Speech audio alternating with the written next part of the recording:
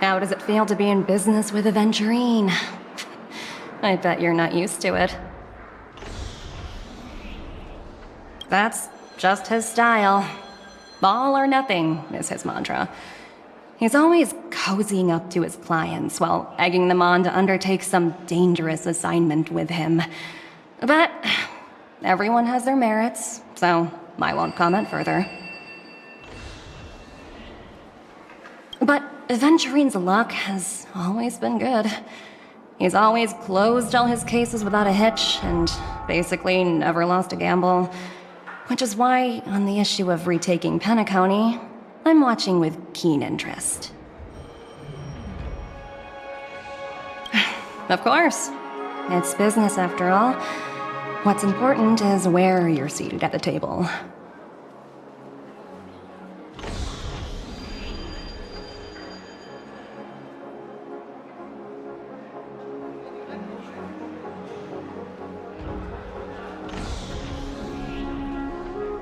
As for the two cases, apologies, but I don't have much info on them either.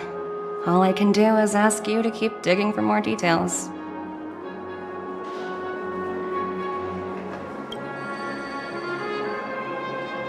Please, continue to investigate the case.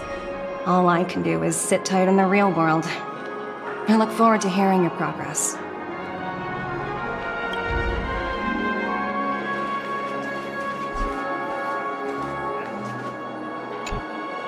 We're carrying out our captain's orders. What do you want? We made a mistake last time, and we're working hard to rectify it now. We don't have time for anything else. Surveilling the IPC executive Topaz, ensuring that she stays put at the Reverie Hotel during her time on Penacony. We've got the right one this time.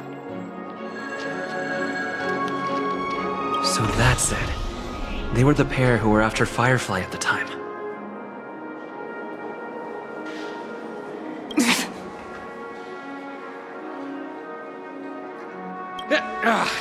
It's you again. Back for more trouble? We're not afraid of you this time.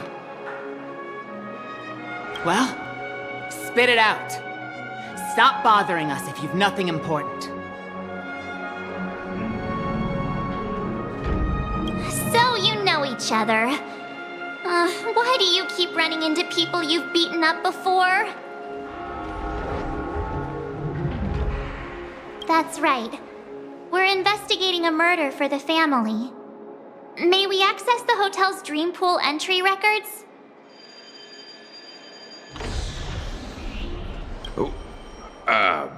Well...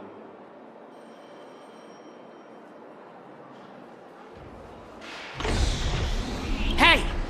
The security officer instructed everyone to shut their traps before he returned from Dream's Edge.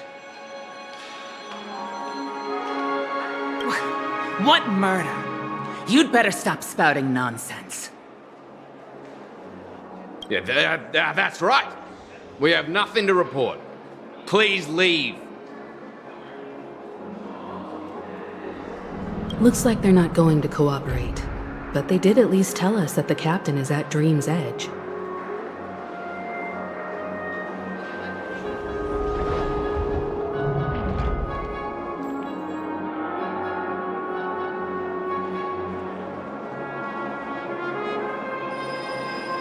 Why don't we just look for the security officer then? It's probably Gallagher, the one he mentioned, right?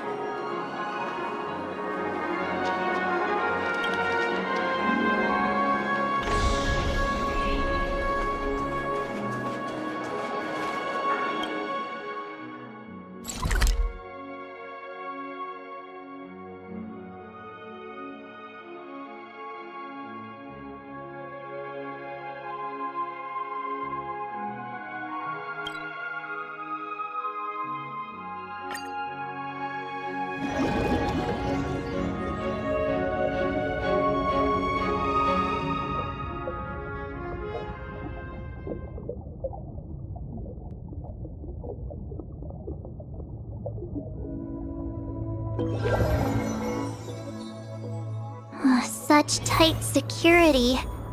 I bet they're stumped by the case as well. Gallagher. Gallagher. Where could he be?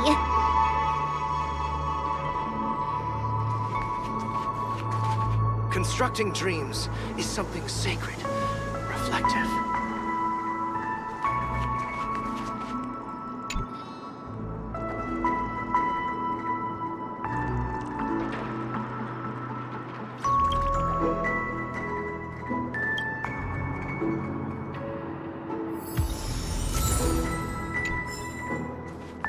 Dreams are supposed to be confusing. Thought Miss Claudia's here.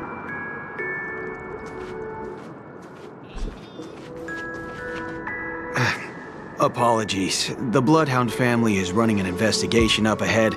No unauthorized personnel allowed.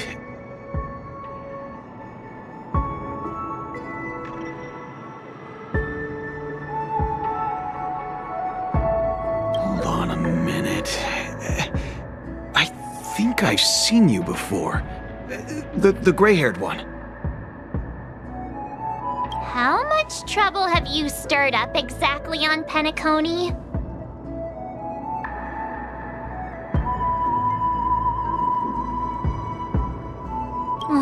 You think you look alike? Wait, are you for real? Not possible. It was you the last time, yelling about some clockwork friendship while beating me up with that silver-haired girl.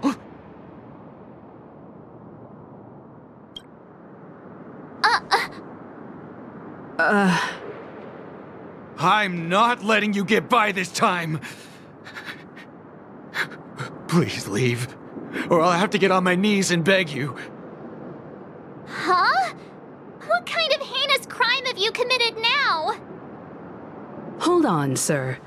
We have documents authorized by the family that would aid your investigation. If it wouldn't trouble you, could we see this Mr. Gallagher? Who exactly is this Gallagher you keep talking about? There's been a few people mentioning this name. Even the one with the gray hair. He didn't send you all here? It was the security officer who dispatched us. That's all I can divulge. He'll do. He's the one we've been looking for. Sorry, no can do. The boss said that since it's a matter of the family's reputation, no one's allowed through. Everyone, please leave. There's really no need for us to make things difficult for each other, right? We're really sorry for troubling you. Let's think of another way. Another way. That's it! Didn't they say something about that? What was it? Clockwork? That got this guy to change his mind. Can you perform it again? That, clocky magic.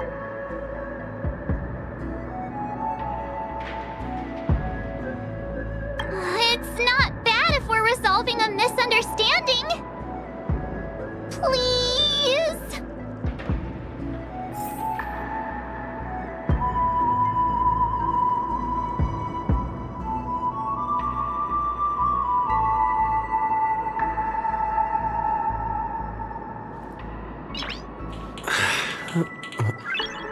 Nice.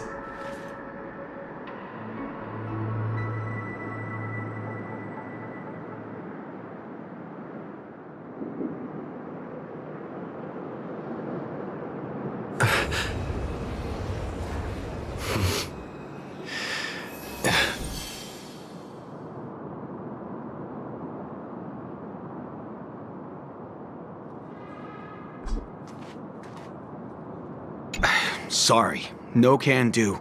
The boss said that since it's a matter of the family's reputation, no one's allowed through. Everyone, please leave. There's really no need for us to make things difficult for each other, right?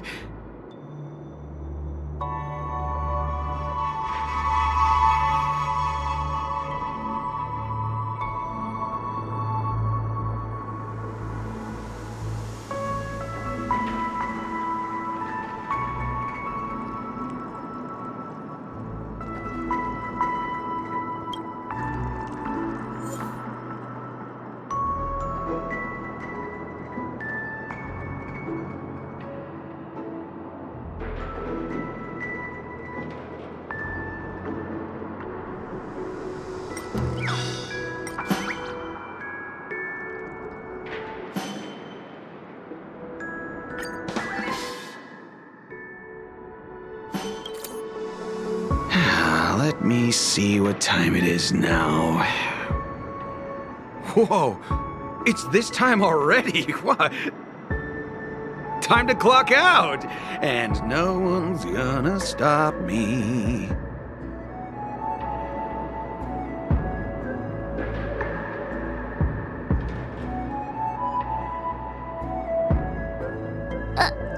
What? Huh? This clockwork trick of yours, it's kinda dangerous. At least he won't be getting in our way again. Let's go find that Gallagher and ask him the intricacies of the case. I was wondering what all the commotion was. Huh. Oh, it's you guys. Welcome. Since you made it here, what can I do for you? Hello, Mr. Gallagher, sir. Judging from your tone, it sounds like you were expecting us. Miss Himiko, you're too polite. There's no need to call me sir. Mr. Gallagher, you even know my name. Of course I do. You folks are from the legendary Astral Express, and honorable guests of the Watchmaker. I had an encounter with this gentleman in the golden hour. I remember that little silver-haired girl was there too.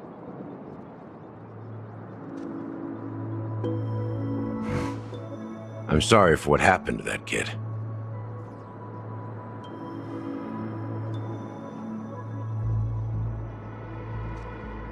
This is also the reason why we've come to visit you, Mr. Gallagher.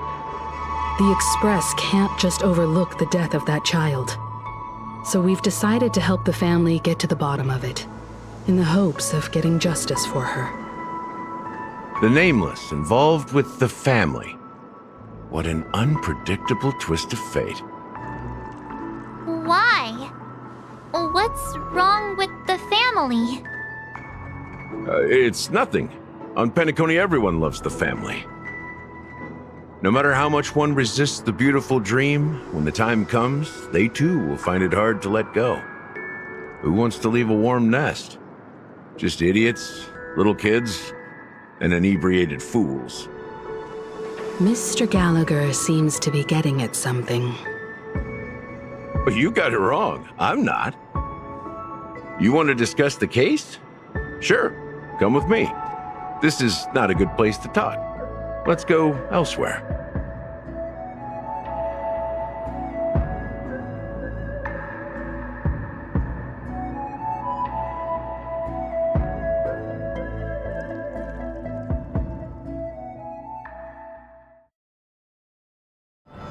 Even after that chilling tragedy, this dream is still running effortlessly.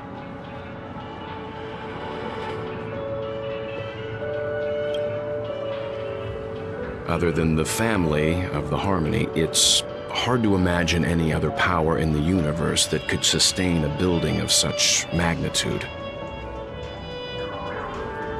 The family itself is a huge, perfect building, like a living idol. Each member of the family sees themselves as a piece of the divine puzzle, revolving around a singular core and a shared ideal. Under their command, they loyally fulfill their roles, offering themselves while also receiving sustenance in return. Interesting analogy. Perhaps that's why Penacony's beautiful dream has persisted for so long. But the human body has its limits, and so does the divine's. That doesn't sound like the kind of comment a Galaxy Ranger would make. Just pointing out the facts. Mr. Yang will definitely have a better sense of what's going on than I do. Why do you say that, Miss Acheron? The beautiful dream is crumbling. But not because of a particular eon, a particular faction, or a particular visitor. Its collapse stems from a certain inevitability of human nature. The family refuses to acknowledge this, and it has ultimately backfired and become a catalyst. As people immerse their souls in the dreamscape, where consequences and pain cease to exist, and only ease and pleasure prevail, they draw closer and closer to necrosis. Regardless of the perceived bliss, death looms as the inevitable conclusion. Also, this necrosis will diffuse and spread. One piece of the puzzle's mutation will eventually cause the entire building to shake, break, and crumble. In the end, the dreams that people built in the name of freedom became the cage that imprisoned them. I'm sure you've gained a lot from this trip, Miss Acheron. Are you willing to share your findings with me? Of course. That's if I remember.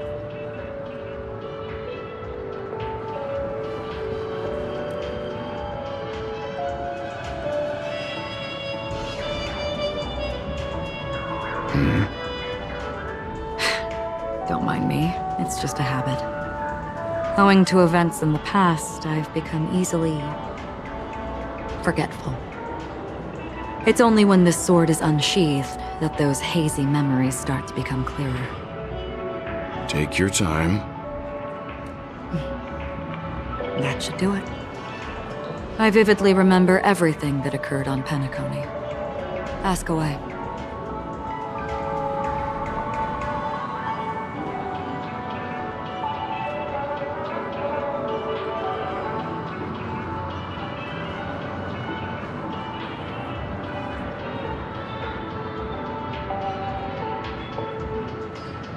The moment of daybreak. I've heard that's where the Dawn Factory, which processes the foundation of the dreamscape, is located. Behind the dreamscape's song and dance stand many imagination factories. Workers create all kinds of whimsical works day in and day out in their dreams. Then they return to reality and sleep on a narrow bed in a room. A far cry from luxury. They say it will suffice. Experiencing the bizarre and motley dreamscape is the best reward. There I encountered a young woman who had just come of age, the perfect time to indulge in beautiful dreams. Her greatest wish was to one day move to the golden hour and see the magnificent garments she had woven with her own hands. For certain reasons, her wish was difficult to fulfill. But I managed to bring her a garment.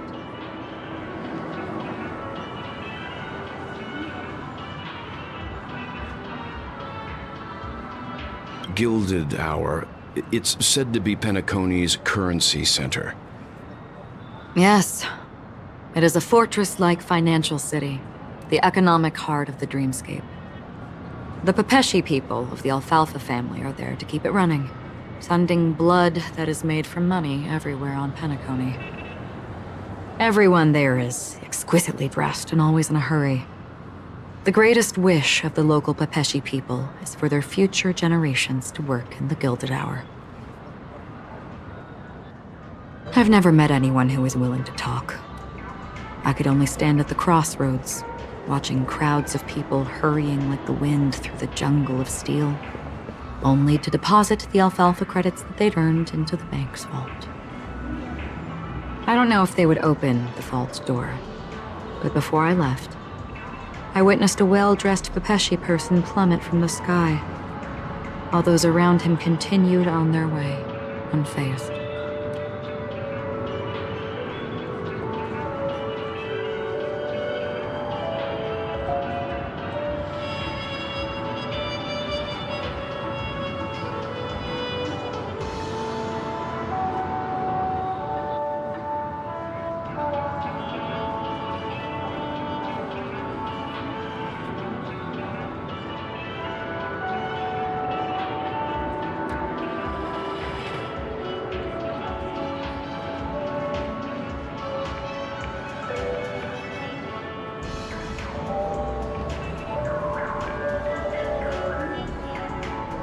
I hear the Blue Hour is very romantic. Do you have any tales to share? Perhaps Mr. Yang has heard. There is a large boat called the Eventide anchored along the Sea of Dreams. where soft music and dancing persist endlessly every night. I ran into a wizened lady there. She was at the dock, waiting for her long-departed lover to return, waiting for countless hours within time that stood still. In the humid sea breeze, she spoke of her own youth. Like many who desired wealth and love, they came to Penacony to pursue their dreams. Alas, her lover's consciousness was lost in the dark depths of the Sea of Dreams. Finally, she suggested we continue our conversation on a boat in the shallows. I agreed and boarded the boat with her. But she never said anything. Her eyes absent-mindedly gazing at the horizon for what seemed like forever. Finally, we retreated to the beach.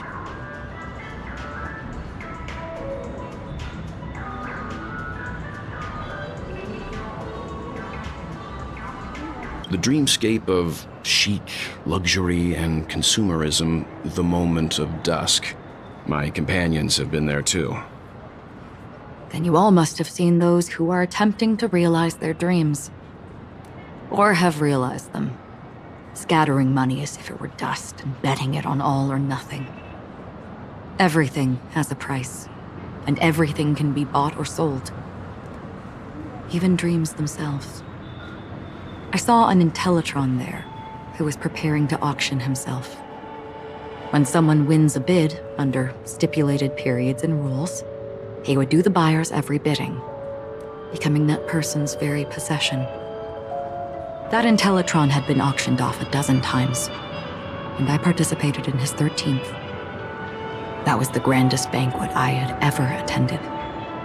But never again did anyone cast another glance at him.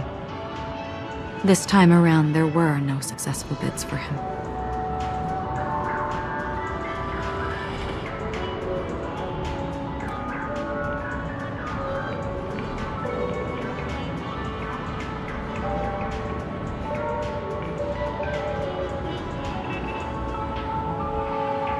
This is what I've seen and heard along the way.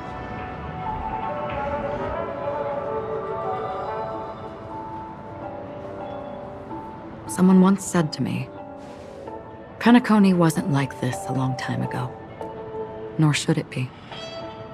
I've traveled through the reality and dreamscape of the planet of festivities, watched the tides of night rise and fall when time stopped for people, where the spirits of the rich and impoverished remain forever fixed on their own scales. This is why I think the collapse of the beautiful dream is inevitable. There might be a way to change everything. Perhaps. But if this is indeed the world that people desire, if this is precisely why life chooses to slumber, should we still seek to change it?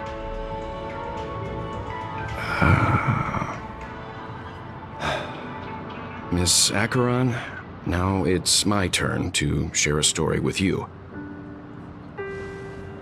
There was a man from my homeland who, at a time when the world was grappling with deep, unhealable pain, made a choice. He wove together the dreams of everyone in the world, linking people's dreamscapes, and shouldered this burden himself. From this, he created a giant, a spiritual atom. And since that moment, the giant stood between heaven and earth, becoming the pillar of the world's existence. As a price, those who found it hard to move forward, who could not advance, forever lost their future. They slumbered in a dream, devoid of disaster and pain, living out their days peacefully in the man's created utopia. And it is because of the wishes of those people who wished not to awaken that this spiritual atom became unbreakable. And yet, you stand here right now, which also means that man failed. Because people must always move towards the future. Even if human weaknesses make them pause when they truly cannot move forward, humanity will eventually seek a way to save itself. And that man, he was never a failure. Like everyone in that world, he etched the possibilities of human nature into his heart. He was the sun chaser of legend, soaring towards the sky and embracing his final victory with his fall. He ascended to heights uncharted, only to come face to face with the sun, a place not visited by anyone before. His wings would melt because of it, only for him to fall into the sea. And after that, countless others would surpass him, soaring to even greater heights. A fitting metaphor for the Nameless's trailblazing spirit. Thank you, Mr. Yang. I know what you wish to confirm. The universe has innumerable similar, yet different worlds. In these worlds, there are innumerable people who look alike, yet don't. I too have embarked on journeys, encountering old friends with familiar faces on different worlds, witnessing their destinies follow paths similar to mine. So I will tell you, even if not completely similar, the story you just told, it overlaps with my past, and within that abyssal dream, I ended that man's life, alone.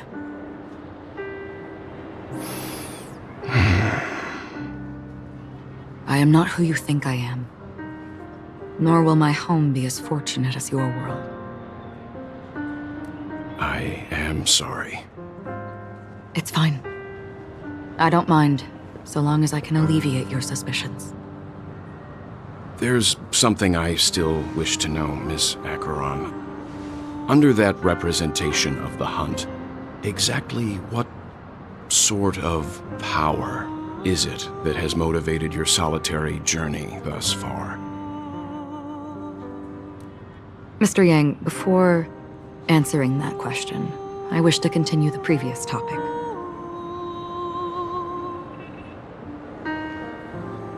I like your analogy very much. Indeed, birds are born to fly.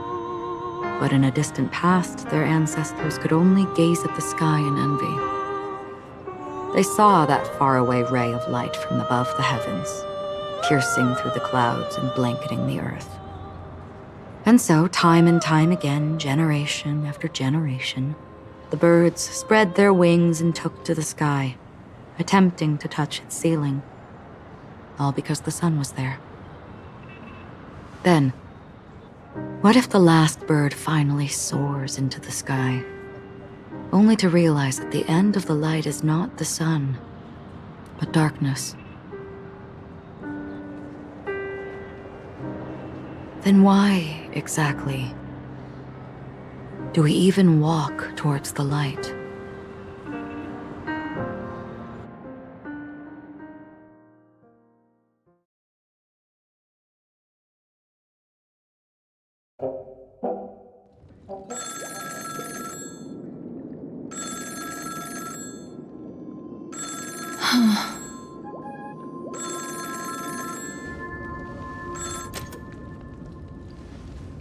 Long time no see. Having fun on Penacony? Acheron? This voice, it's not Constance. Could it be her companion? Though I don't know exactly what you are, or what you're up to, my bullets will find you. Until then, you best find a casket store on Penacony and ask the owner to reserve a good quality casket for you, imposter. Imposter? I see. She gave my whereabouts to someone who's tracking Acheron too. Who are you? Huh? Did I make a mistake? Who the fudge are you? I'm the Garden of Recollection's memo keeper. Not bad. This is the kind of tough challenge I like. You that imposter's bodyguard? Never mind. It's fine. I'll leave a round for you. So get that forehead clean and wait for me. I don't know what you're talking about, but you know Acheron, the Galaxy Ranger, yes? I have something to ask you. Are you asking me to write your will? Sure. Go ahead. Not quite. I only want to ask, how exactly did she become a Galaxy Ranger? She's clearly not a path strider of the hunt, but you are, aren't you? Tell me, what's Acheron's deal? Sure. Never thought I'd come across an ally. Fudge, what a stroke of luck. Well, I'll be on Penacony soon. Memo Keeper, go buy a bottle of Asdana's White Oak and warm it up, and I'll raise a glass to you. That lady's passed. Well, nobody knows. But if all you want is a simple answer, sure, you best get a chair and take a seat. That woman, named Acheron.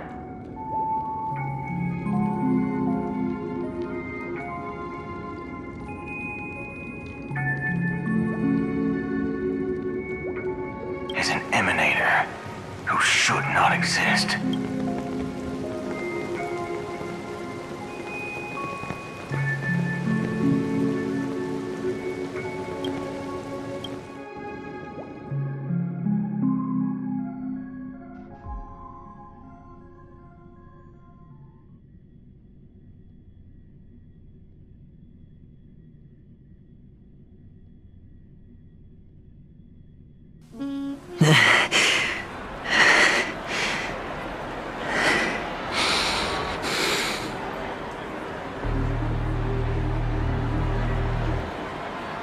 You look pale.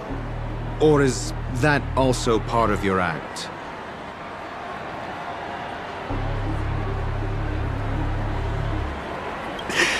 I didn't think you'd have the nerve to show yourself.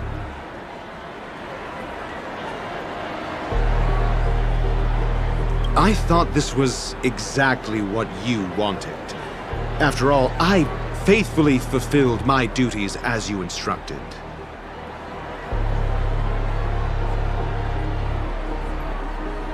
Just tell me if you can't hold on any longer.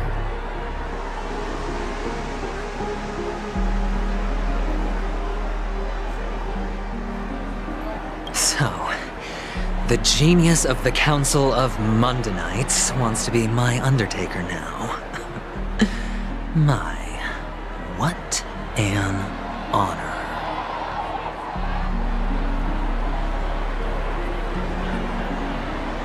Yes, and I'm pretty sure the people at the Strategic Investment Department would love to be notified of your death in due time. But let's not forget, you won't be seeing them, because I'm the manager of this task.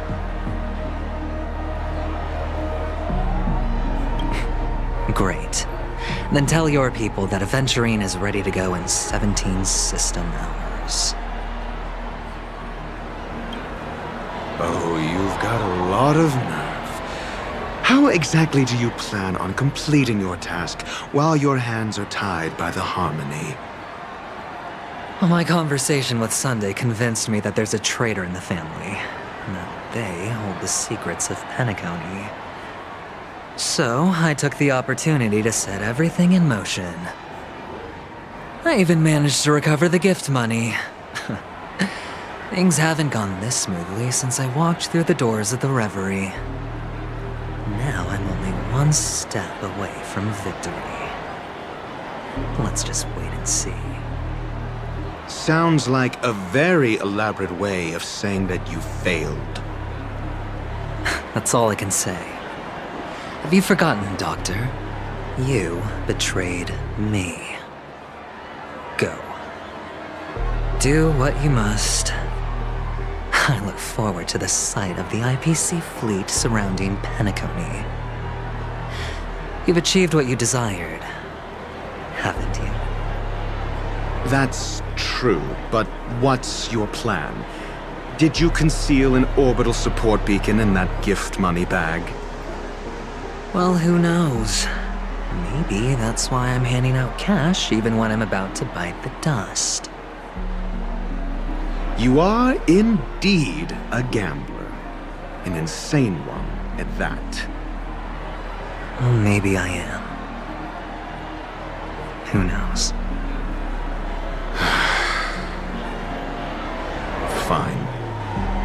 Here, take this. Open it when you're on your last legs. You'll thank me.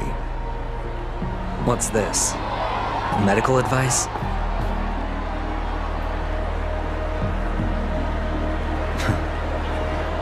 You catch on pretty fast, Doctor.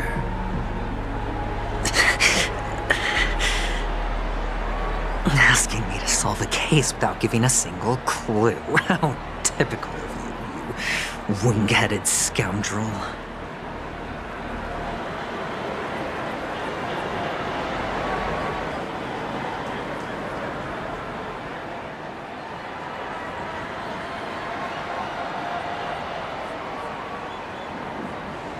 But the way you're all on edge about that stowaway, it's just as I guessed it would be.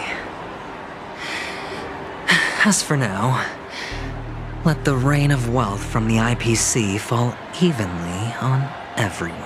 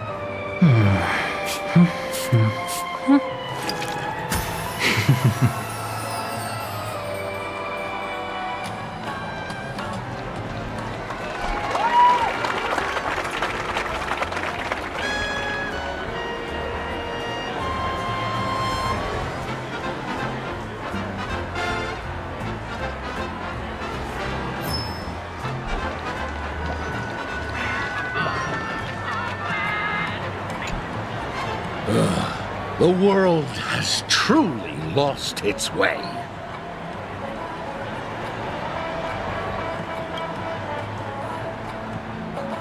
You... Wait. I get it now. This is some sort of prank show, right? You must have some cameras set up around here to film yourself doing good deeds, right?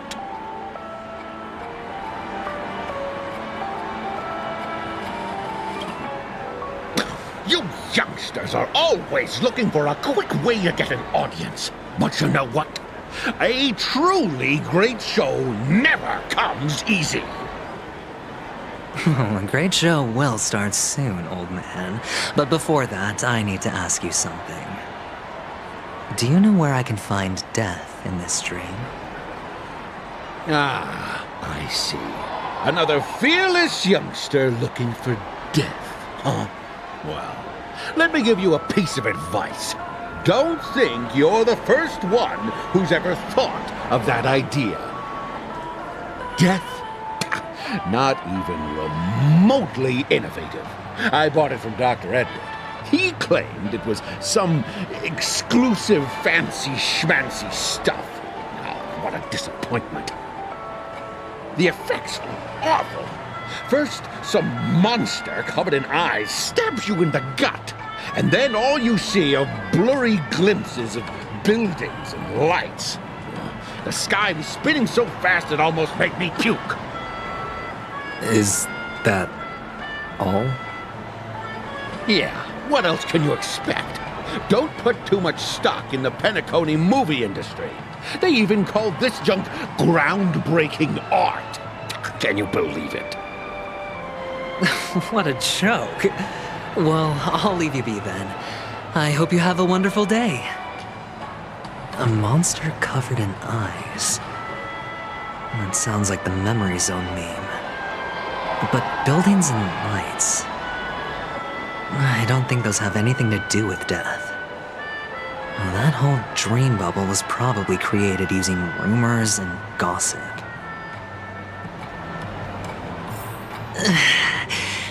I can feel something inside my head. Is the harmony starting to kick in?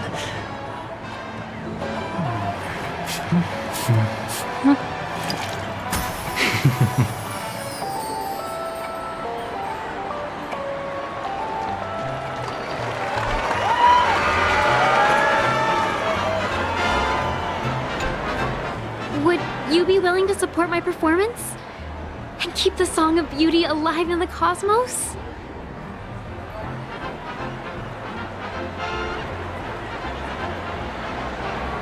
Wow, how fabulous! But why would you give such a wonderful gift to a random stranger like me? Well, you see, I can't bear to see anyone in this sweet dream suffering from poverty. That's incredibly kind of you. Thank you so much, sir.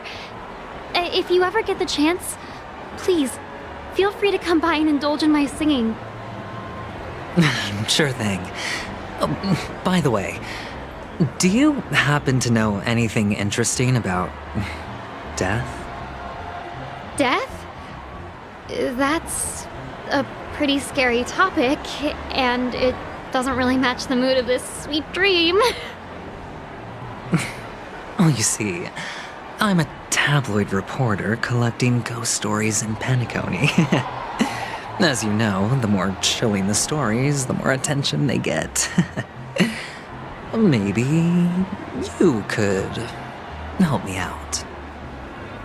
Well, if you're up for some gossip, it's not about death, but there have been some rumors about a guest at the Reality Hotel who fell into a deep sleep and didn't wake up. It was like they were in some sort of coma. Nobody knows what caused it, but luckily the customer eventually regained consciousness. Well, all customers are under the protection of the family, after all. Thank you. This will make for a very juicy headline. May Shibe protect us. Unexplained coma. That's actually what happens to your body if your brain dies in a dream. But unfortunately, the customer ended up waking up in the end.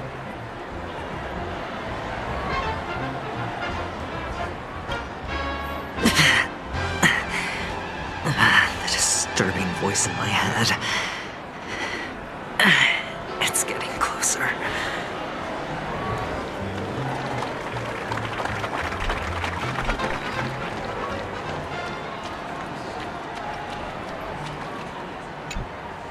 A sip of liquor, a blissful reprieve, to drown 1,000 sorrows, let worries leave.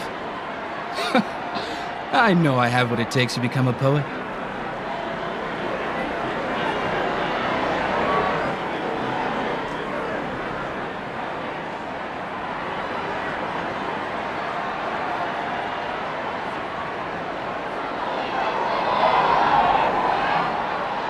Oh? You're giving these gems to me? didn't expect to meet such a generous soul in this place.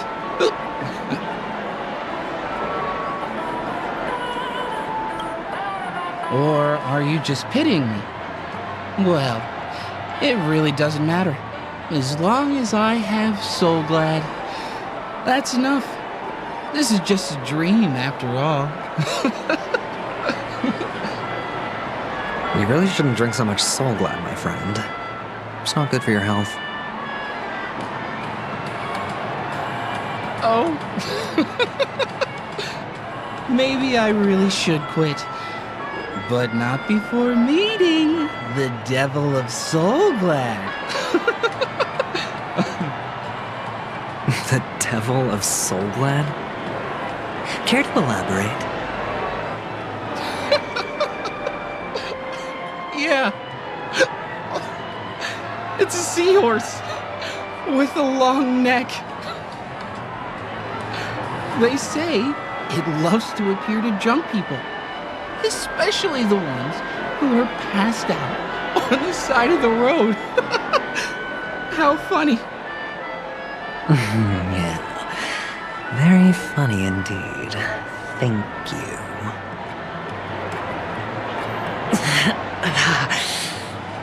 Does everyone have to go through so much torment before joining the family? Darn it. Now I just want to dig out my brain and use it as evidence.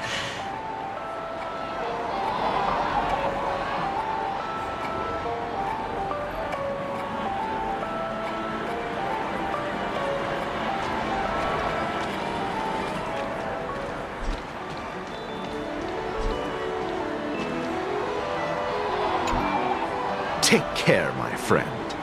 If you ever find yourself in danger, remember that the hounds are always ready to help.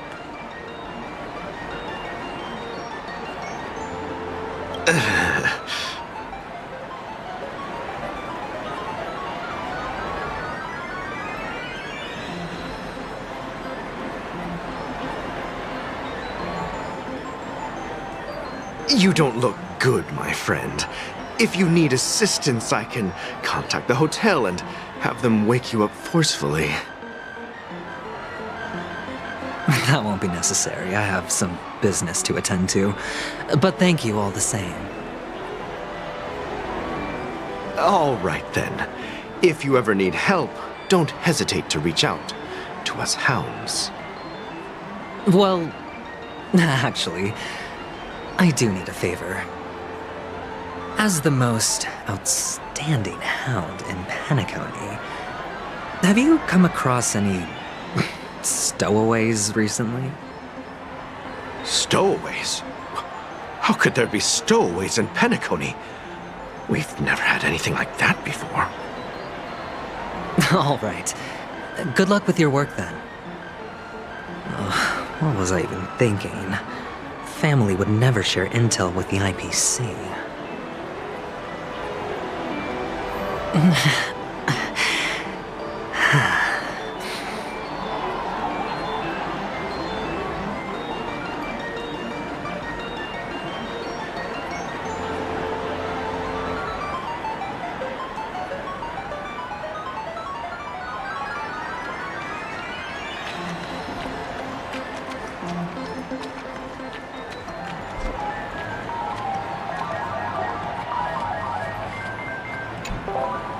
You want to talk to me?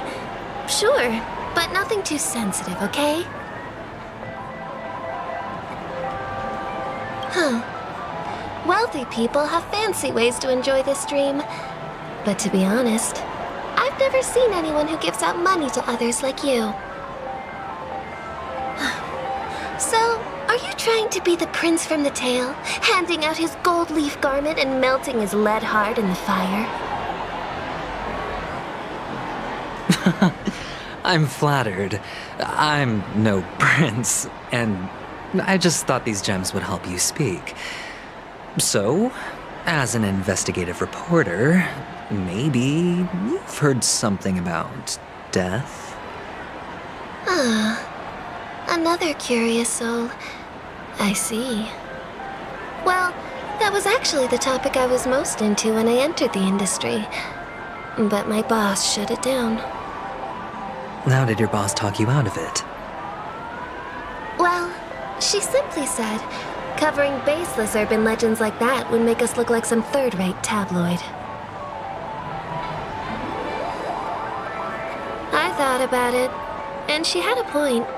Reporting on stuff like blowing out birthday candles and getting spooked by nightmare ghosts isn't exactly professional material. Guess she's got a point. Thank you for sharing.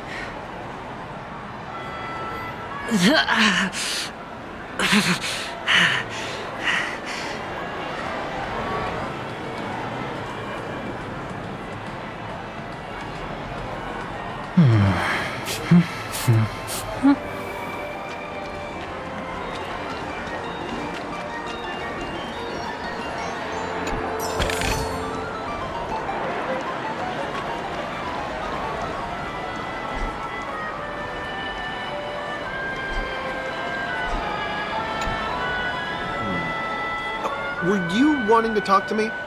Sorry, I thought you were checking out something behind me. Is this a gift? For me? Are you sure this isn't some kind of mistake? Yes, it's for you. Just take it. Is this for real? Someone is actually giving me a gift. Not for my parents, but for me. Thank you. Thank you so much. No, it's not much. I just want to ask you something. I knew it.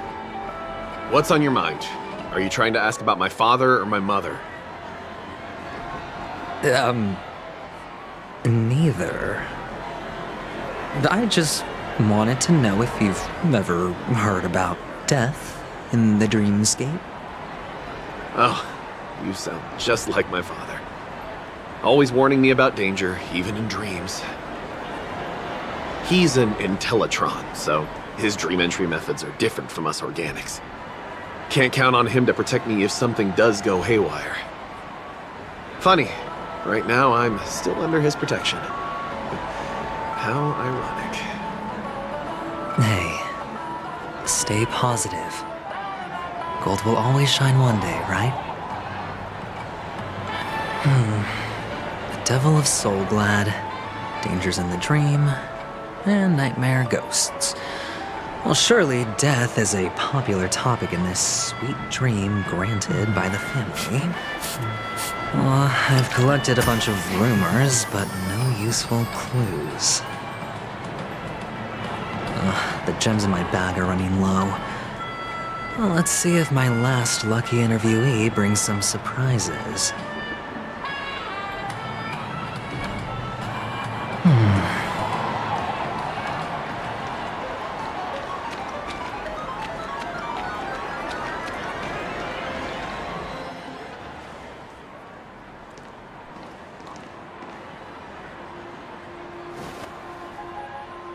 Remember what I said. You Sigonians are better off hiding in the sewers. Look at you, snooping around and sticking your nose everywhere. Is the smell of death so enticing, my fine fellow? Oh, it's you, masked fool. I should have guessed it. You're the imposter who appeared on TV after Robin's death, right? I heard you got caught by the family. I gave you a clear clue. Befriend a mute. Simple and straightforward, you know?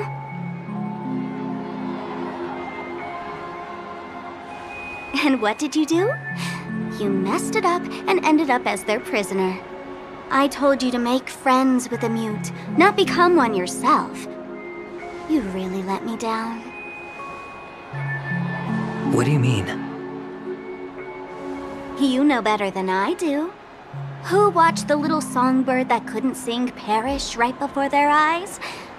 You did, Blondie. No, I mean... What did you mean by becoming one myself? Well, It means you'll soon end up like her, unable to speak ever again.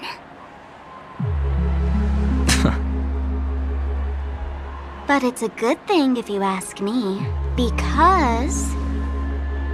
Because I'm getting closer to the truth, right? Oh? Why else do you think I'm handing out cheap trinkets all over the streets, fool? All part of the act. Fool's bait. The more pathetic I seem, the more likely you'll come sniffing around. So, now that I've drawn you out, will you reward me with an answer for my efforts? Why should I help you? Don't you want to see Penacony descend into... chaos? Well, I can make that happen. I just need an answer to one question. Back then, when you asked me to find a mute, did you really mean Robin?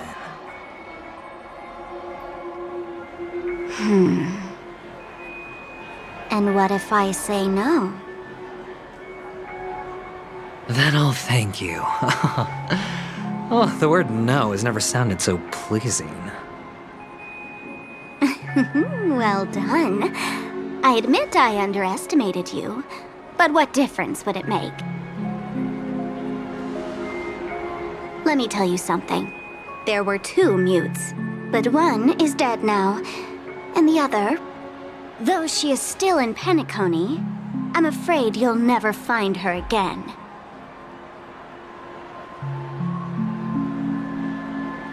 Now I'm completely sure that I was on the right track from the beginning and never strayed, fool. Right now, there are only 2 things missing from my grasp. The meaning behind the truth, and the means to expose it. How impressive. That's quite a fancy way of saying I haven't learned anything so far. Not exactly. I've gathered enough clues to prove its existence, and that's enough for me. As for the answers to my questions, I'll find them within 16 system hours. Oh, really? Only 16 system hours? Well, let me lend you a hand. Here you go. This is my precious, mutually assured distraction button, and I have one just like it. When either of us presses it, the other and the whole of Penacony will go up in smoke. If you're really so desperate for the IPC to take over Penacony, blowing up the chessboard isn't a bad idea. Start from scratch. That's where the IPC excels, right?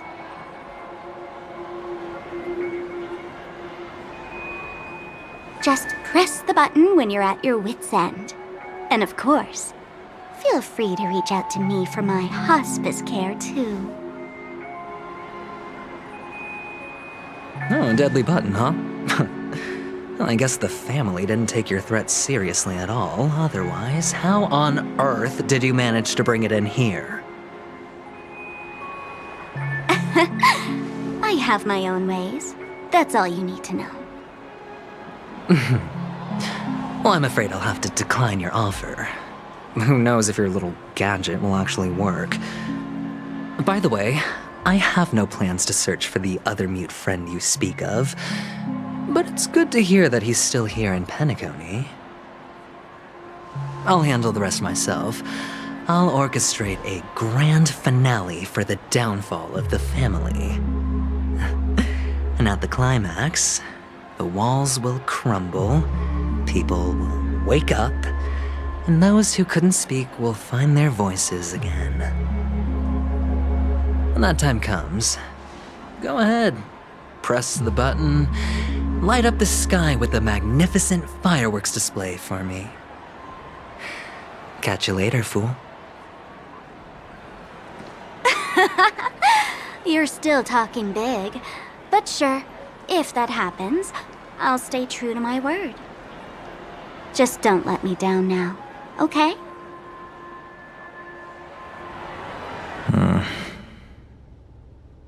So, number 35. You're back. Like your new lucky charm?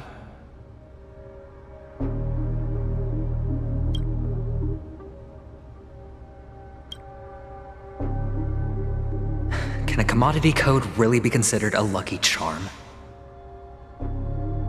Silence! I didn't give you permission to speak, you Sidonian hound.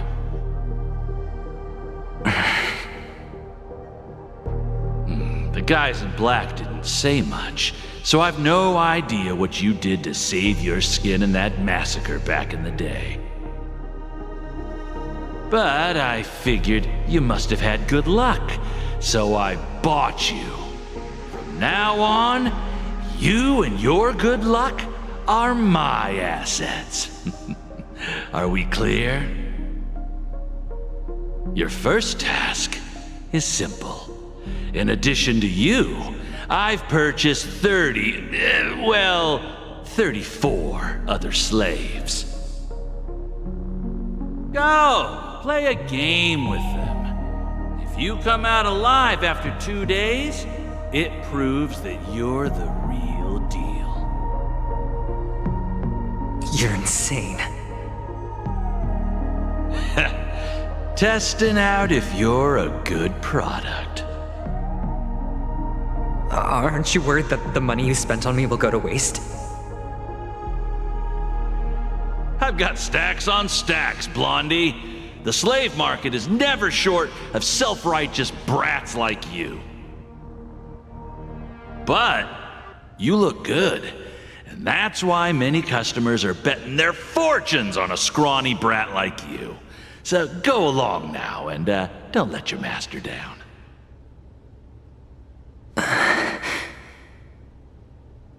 How much did you spend? What? My price. How much did you pay for me? Huh. You really want to know? Well, it was 60 tanba. No more, no less. I'll take my chances. 30 tanba. If I come back alive, you'll give me 30 tanba. Deal? Are you trying to strike a bet with me? Oh, you've got some guts. Yeah, sorry, but that won't do. Don't forget your place, slave. You're not qualified to be at the table.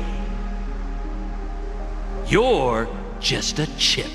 A life thrown away in someone else's hands. Either you come back with more chips for your master, or you never come back. It's all or nothing. Don't embarrass me, my lucky hound.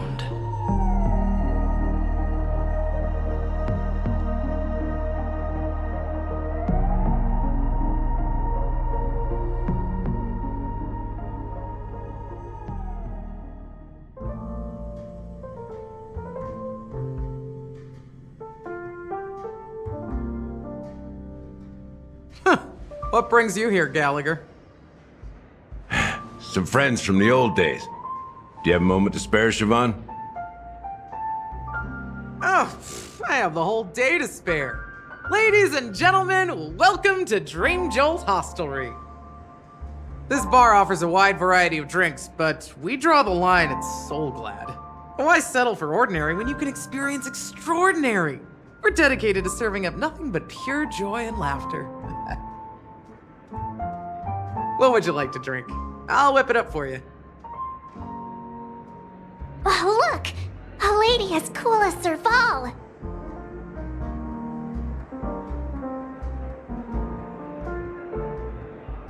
Who's Serval? Will you, introduce me to her? Huh? Oops. She's heard us. Just spare them, my esteemed bartender. I'll take over the bar today. I'm getting up there in age, and I need some practice before I forget the skills that used to put food on my table. Where did you stash the ingredients? They're all under the counter. Since our guests have traveled from afar, shouldn't you whip up some special drinks? That's exactly what I had in mind. Hey, my friends, do me a favor. Go around the bar and bring me any ingredients you fancy. The discussion might take quite some time, so I'll prepare some customized, non-alcoholic drinks for you. In the bar? But aren't all the ingredients right there on the counter? Why, we're in a dream, my lovely lady. You can help yourself to anything if you wish for it. Comfort, hunger, confusion, or even boredom. It's all within reach, right at your fingertips. Oh, did you hear that? She just called me my lovely lady. Even in reality, mixing drinks is more than just throwing ingredients together. A bartender needs to capture the bar's atmosphere, master technique, and spin a tale of mystery and anticipation. Only then can a perfect drink crafted with a customer's life story be created. In other words, what you get from your drink is down to luck, so don't overthink it. Indecisiveness has no place when it comes to enjoyment.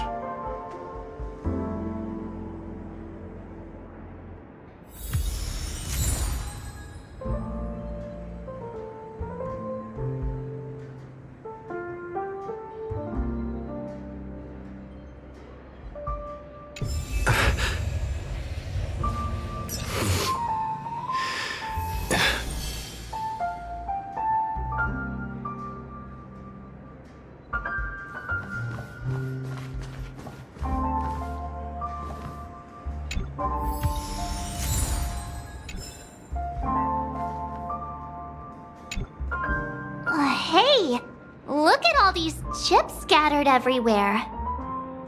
A few days ago, an actor from the Iris family came. Caused a ruckus with Siobhan.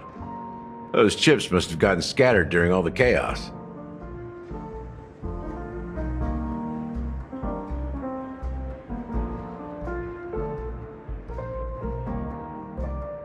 Nah, it turned out to be a landslide victory. That being said, opening a bar in this place, filled with monsters, is quite a feat. Siobhan must have a lot of tricks up her sleeve, right? You'll have to ask her yourself to find out. But I have a feeling she won't budge unless you impress her with an incredible drink.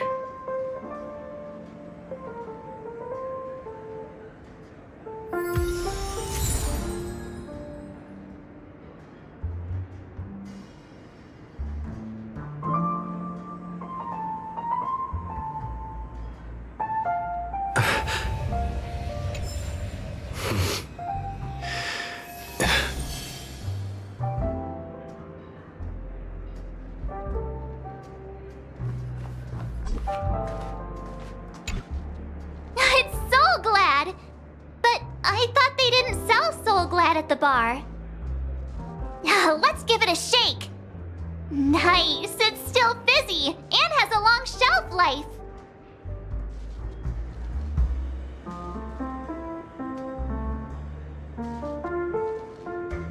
That's possible. You see Soul Glad everywhere these days, so it wouldn't be a surprise if someone brought a bottle here. Why don't they sell Soul Glad in this bar? Did something happen? It's all about the bartender's pride. It wouldn't make sense for customers to come here and order drinks they can find anywhere else. That's the mindset I use when I brew my coffee. You're right, Himeko. That's quite a stash. Not sure if it's enough. Stay out of my way. I'm looking for Siobhan. Huh? What's all the commotion about?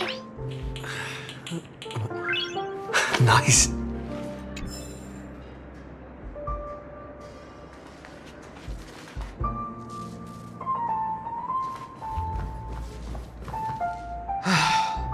Haven't I made myself clear enough, Miss Amagi? The Dream Jolt Hostelry only welcomes guests who want to enjoy a drink to their heart's content. I'm sorry, but I'm not interested in your proposal. But you have the talent. You'll attract a huge audience. You're destined for the Iris' stage, not for this rundown shack. Come with me. We'll become the talk of Penacony, a shining light into every corner of the dreamscape. Please, Siobhan, I really need you. As you see, I'm entertaining my guests. Don't make me repeat myself. Fine. If you don't come along, I'll just sit here and not go anywhere else. Give me a sparkling drink. Sweet. With extra ice. Just one moment. What's her deal? We can't discuss the case with other people hanging around the bar. Hey, can you do that clockwork trick of yours again?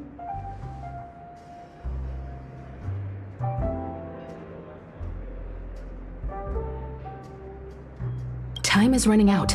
We need to hurry. Yeah, I'm counting on you.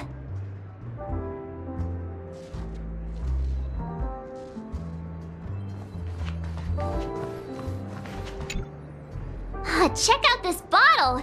The liquid inside looks beautiful! And the label reads... Dream Syrup. Thick. I don't see an expiration date, but the production date is... half an amber era ago. Ugh, drinking this stuff can't lead to anything good. That's for sure.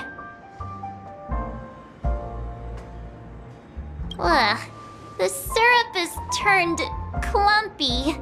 I definitely don't want to drink this, even if it's not expired. Did you find the bottle of syrup I've been hoarding? Don't worry, it's all just a dream and it won't upset your stomach. It's been aging for years and should have a refined taste by now. Feel free to have some. It's perfect for entertaining lovely guests like you. Ugh, then we'll keep it for now.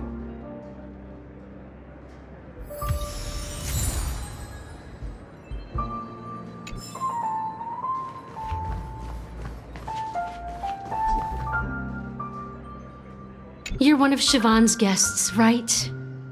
What can I do for you? If you're here to convince me to leave, please stop it. I'll never leave until she accepts my proposal. I just don't get why she won't leave this place. This rundown shack with no customers whatsoever.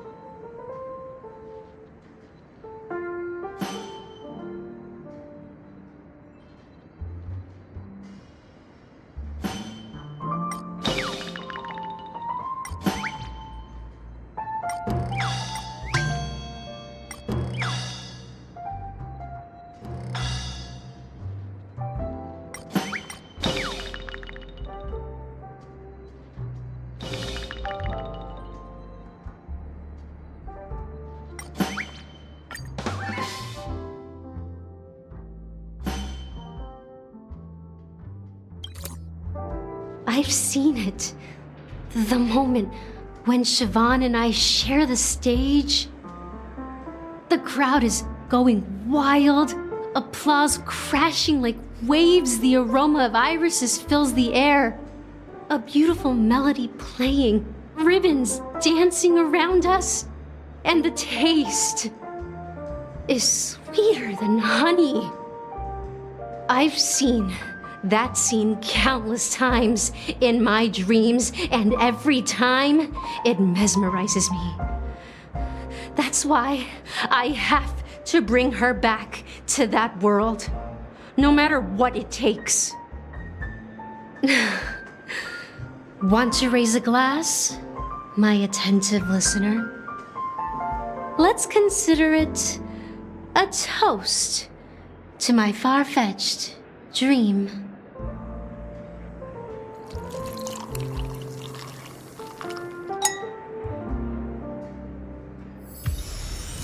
She's still not leaving. Maybe I'll have to try again.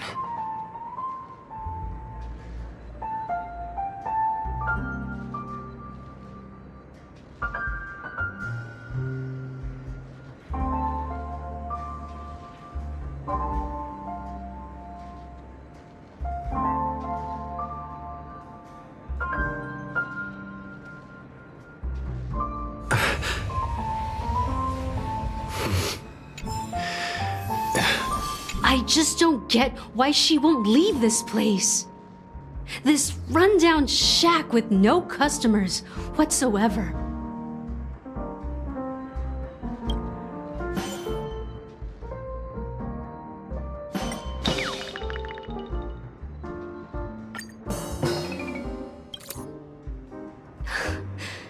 It's ridiculous, right? Our paths were never meant to cross, yet I'm still holding on to her. I'm too timid and shy, longing to shine but afraid of stepping into the spotlight. I need her guidance, because I'll never be able to do anything alone. You don't know Siobhan's past, and you have no clue how radiant she used to be. Even among the talented Iris family, her skill was unmatched. I know she probably thinks I'm just trying to ride her fame to get ahead. But all I want is for her to reclaim her place.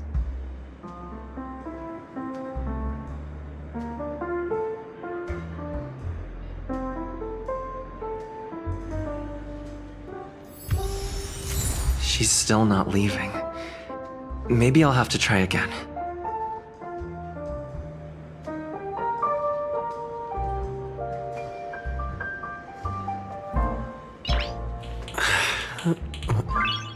Nice.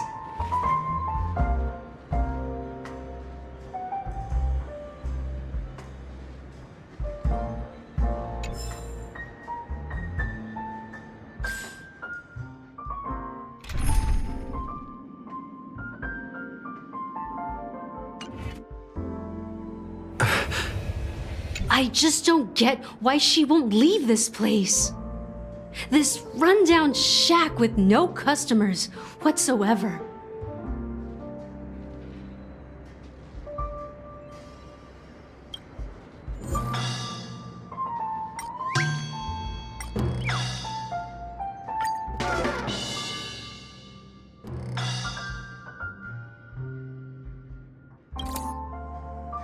Those darn Iris jerks! They're the ones who forced Siobhan into hiding here, running this pesky bar. It's all their dirty scheming. I get it now. She's not leaving because she doesn't want to run into them again.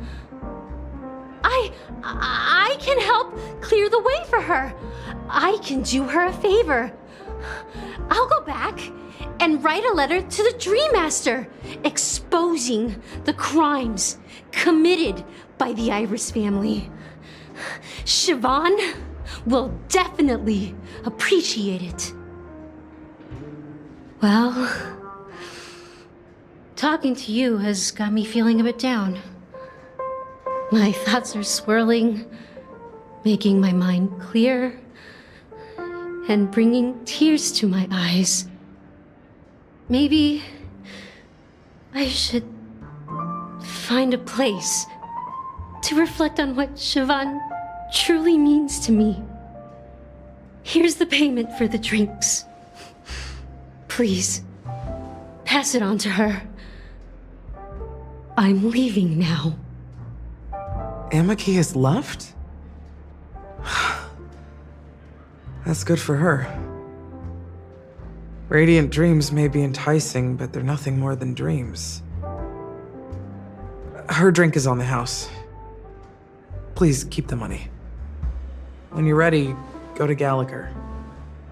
I can tell he's itching to show off his skills.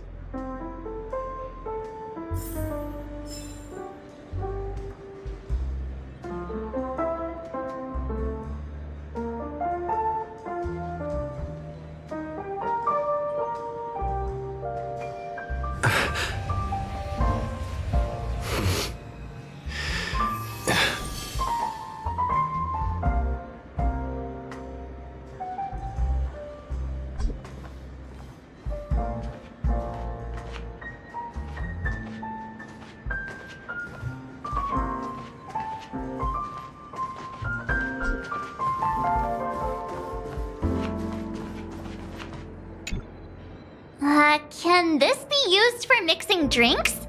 Oh, and there's a note underneath. Exchange with your precious things. Oh, what should we exchange for it? And who should we give our stuff to?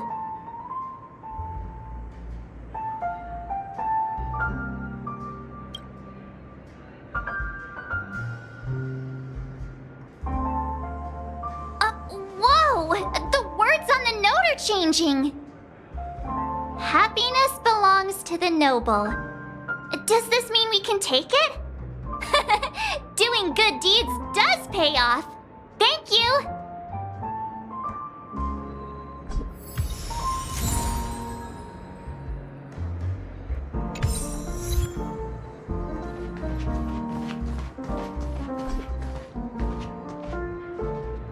That being said, mixing a drink is way simpler than you'd imagine. Just pick your favorite ingredients, toss them in a glass, mix it up, and it's done. So go ahead, explore the bar, and bring me any ingredients you prefer.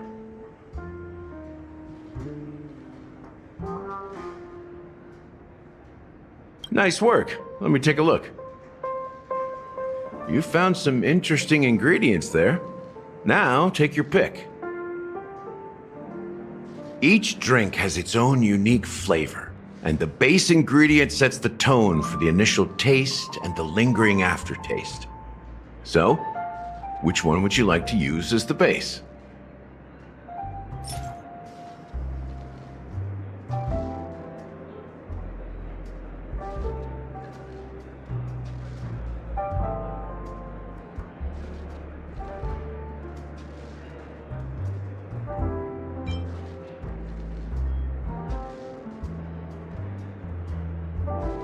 The original formula is said to be Nunu's favorite drink.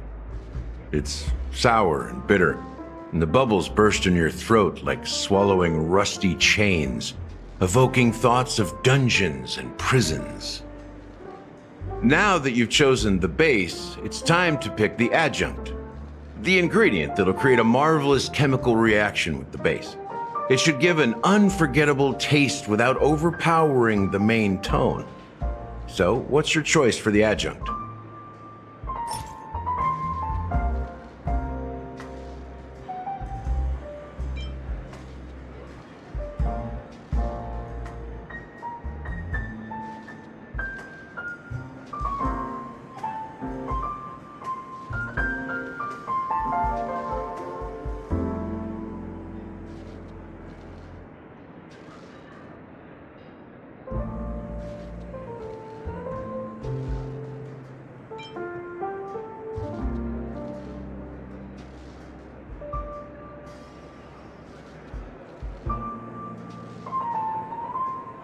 The taste is not very intense, yet evocative. After those despicables sent Mikhail away, I found myself lost in the wilderness of my dreams. They say that even the dirt here oozes with sweetness. All I tasted was stoic bitterness. Mikhail. Almost there. Let's pick a decoration. Which style do you prefer? Anything you need, I've got it.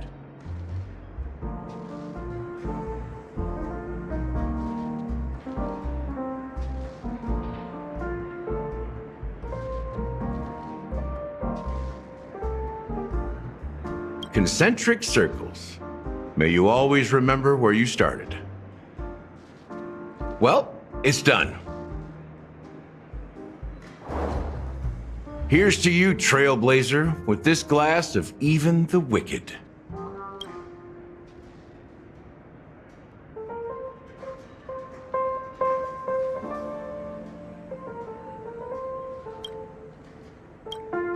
To the sad truth.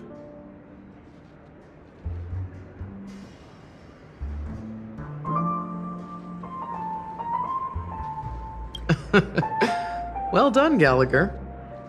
You're not over the hill yet.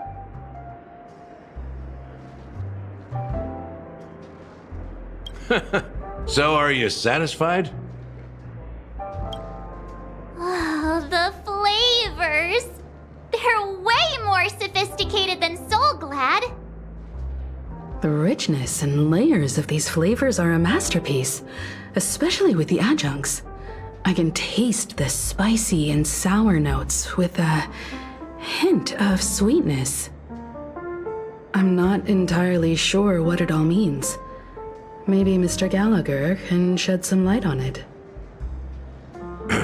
Well, if you're expecting a profound answer, I'm afraid I'll disappoint you. The imagery it implies is pretty straightforward. It's just a glimpse of what this dream truly tastes like. Nothing more. Does this true taste have anything to do with that Mikhail?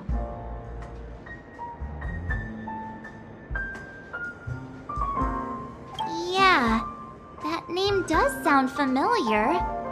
When you got knocked out by that masked fool girl, I think I heard someone calling that name. Do you remember?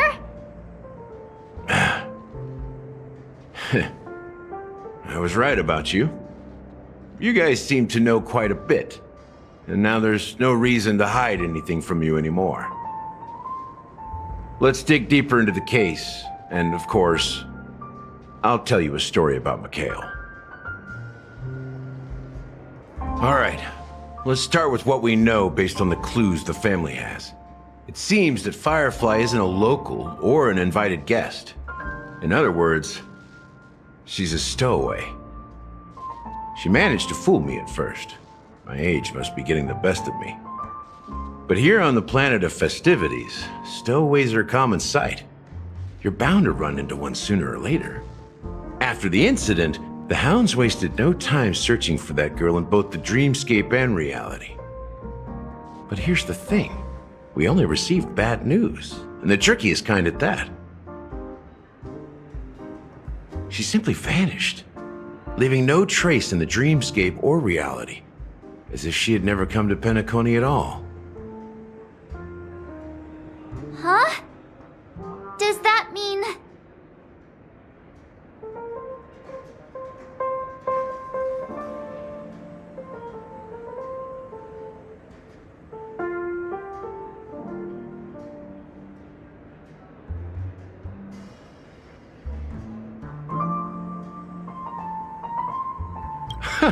A clever metaphor. You were making a metaphor, right? Let me be frank. This case, actually, is unlike anything the Bloodhound family has dealt with before. Dealt with before? So, death does happen in Penacony, if I understand correctly. You've witnessed it, so there's no need to hide.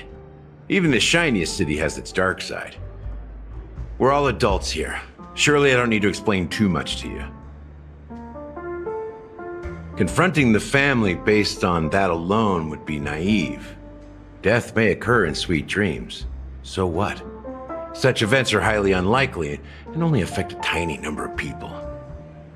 If you really want to delve deeper into this case, you need to understand the true problem with the family. I guess it's time to tell the story of that Mikhail. You're very perceptive. The Astral Express has received that music box too, right? Do you know the secrets it holds? There's a message. Witness the impossible in the realm of dreams. Find the legacy of the Watchmaker, father of Penacony, and thus the answer to the question, why does life slumber? That's the exact wording. Hey, why are you laughing? Wait, did you write it? It's quite poetic. No, but I'm the officer in charge of this case. So how could I not know? I'm sure you must have noticed that this message didn't come from the family. You might have even guessed that the relationship between the family and the Watchmaker isn't as close as it seems. That's just our speculation. Actually, it's hard to believe that the father of Penacony and its actual managers are at odds. Now I can assure you that your speculation is absolutely correct. The family has considered the Watchmaker an enemy for a long time, but the hounds haven't been able to track him down, as he seems to be living only in the characters and stories he created. Let me ask you a question. Have you ever wondered why the family allowed the Watchmaker to send out such a ridiculous message to the outside world, inviting you here and causing chaos? So, you want to seize this opportunity to expose the Watchmaker? Well, now you understand why the Oak family authorized the Nameless to assist in the investigation, but kept you in the dark, right? Because the Watchmaker is not the legend of the land of the dreams at all. He's the most shameful stain in the history of Penacony, and he's the root cause of all the anomalies in the dreamscape. You don't get it? Well, I mean, Mikhail, the betrayer of the family, he's the Watchmaker.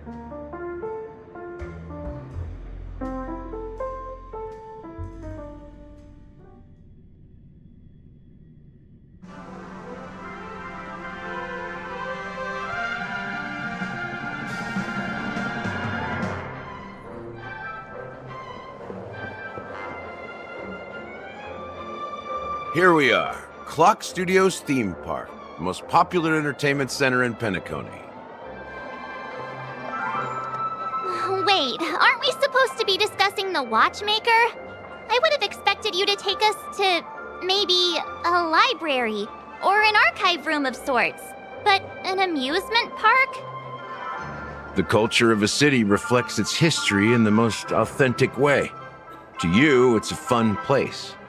But to me, it's a prison for the planet's past. You know that Penacony used to be the IPC's prison planet, right? All the prisoners were brought here, helping the Garden of Recollection salvage the leaking memoria from the macrovoid. The prolonged exposure to high concentrations of memoria caused a unique phenomenon. The dreams of countless prisoners intersected and overlapped, and people started meeting each other in their dreams, living lives that were almost identical to reality. But everything has a price, and sweet dreams are no exception. In the end, the dream world was unable to alleviate the suffering of prisoners in reality. One of the prisoners broke free from the IPC shackles and fought for freedom. He is Hanu, the great leader of Dreamville, the great peacemaker, and the faithful companion of the underdogs.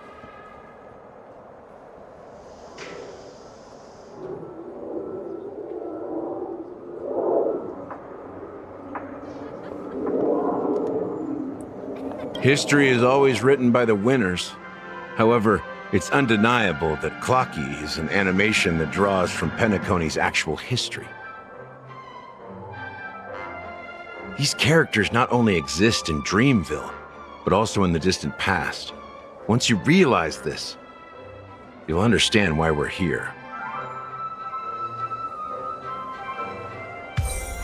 There are so many members of the Bloodhound family around here. They just received a lockdown order, supposedly from Sunday himself. Who knows what it's for?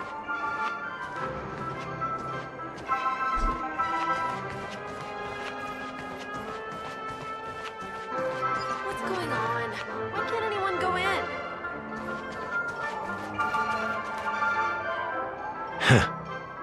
So many of them. I've never seen anything like this, even when they're tracking down suspects.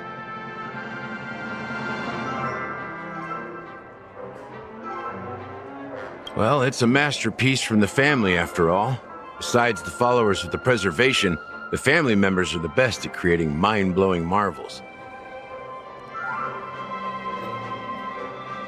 Let's find a quiet spot and continue our conversation. View here is great, right? We can see everything from here. Including Clocky. If all the characters in the animation are based on characters in reality, then Clocky's counterpart is definitely the Watchmaker. In the animation, he's Hanu's partner and one of the founders of Dreamville. Does that mean the Watchmaker was personally involved in that war and sided with Asdana? It was a monumental war for freedom. Hanunu fought alongside a motley crew of masked fools, nameless, history fictionologists, mourning actors, omen vanguards, even visitors from beyond the sky. In the end, they emerged victorious. Among them was the person who would eventually be known as the Watchmaker. But if you do the math, doesn't that mean the Watchmaker was around for several centuries? I'm not sure, but Mikhail was already the Watchmaker when I met him, so maybe he inherited the title. How old are you now, Mr. Officer? I'm 13. No way. Not even close. Hanunu freed the frontier prison, but peace still eluded him. With limited resources, threats from the outside world, and internal conflicts between major prison districts, the future of Asdana was uncertain. It wasn't until the Watchmaker approached the family with the idea of turning the prison into the planet of festivities that Penacony finally gained its name and glory. Thus, he became known as the Father of Penacony. But didn't you say the Watchmaker betrayed the family? And you said you were his companion, so that means you...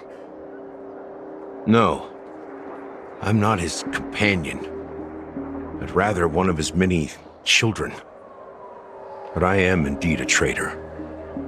Not to the family, but to Mikhail. What did you do? I did nothing. And that's the worst betrayal of all. Just like you, I had close companions. We dedicated ourselves to Penacony. But the Oak family, they set us up. Mikhail was too old to protect his children anymore. So we left the family to find our own path. We were branded traitors of the Harmony, even though the true traitors were someone else. While they continue to praise the Watchmaker's name in the world, behind closed doors, they condemn him on a pillar of shame. Nevertheless, we wanted to clear his name. We intended to find the real traitor, the one responsible for all this, and restore harmony to Penacony. But we failed. Too much time had passed, and the land of the dreams had become deeply corrupted. After countless fruitless pursuits, I gave up. Like a lost dog. The family accepted me and made me an officer, supposedly as a form of forgiveness. But it was actually a punishment. Since then, I've been completely cut off from my partners and my past. As for Mikhail, I heard he died in obscurity, in a place where no one could find him. That's when I realized that the Penacony I once knew would never return. We're truly sorry for what happened. But this is not the end of the story, right? Apparently, someone has inherited the title of the Watchmaker and has been secretly working against the family all this time.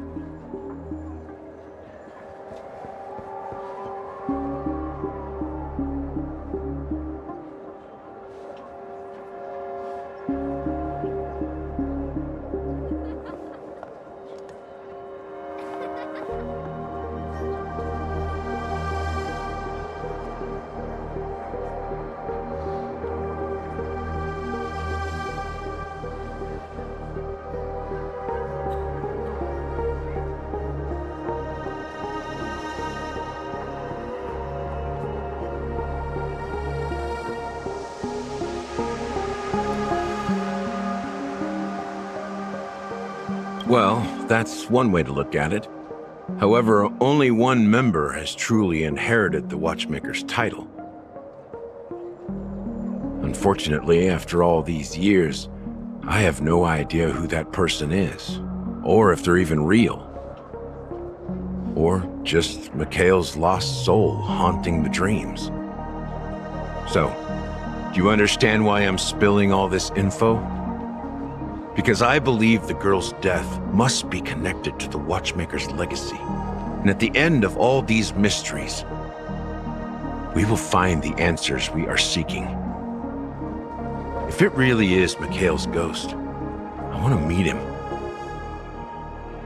If only for the last time. For those who despise me could form a line from here all the way to the entrance of the hotel. But those willing to look me in the eye and hear me out? Let's just say, there won't be many. I've told you all I know is a sign of gratitude. Thank you for listening to this old dog. Bark and all. Something just happened at the theme park. Now if you'll excuse me, good luck to all of you. How ironic. What's so different between the stowaways projected by Penacony today and the dream seekers once hailed as pioneers several amber eras ago? Gallagher does have a troubled past, it seems. While Firefly's whereabouts remain a mystery, his stories shed light on our suspicions about the true identity of the Watchmaker, his connection to the family, and the power struggles hidden behind sweet dreams and death.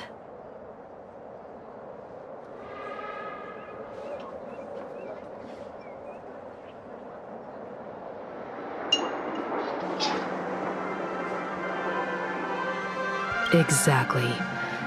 Gallagher suggests that the real traitor is someone else, probably within the Oak family.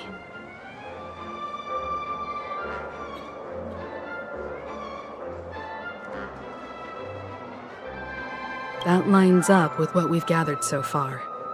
Firefly got involved in this mess because of the legacy, and now we're sure that Aventurine's accusations against Acheron are baseless.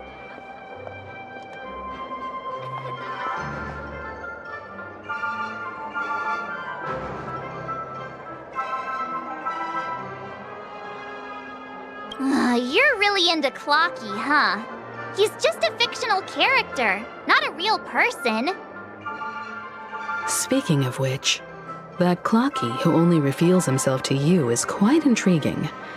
It's a shame we've never met him since then.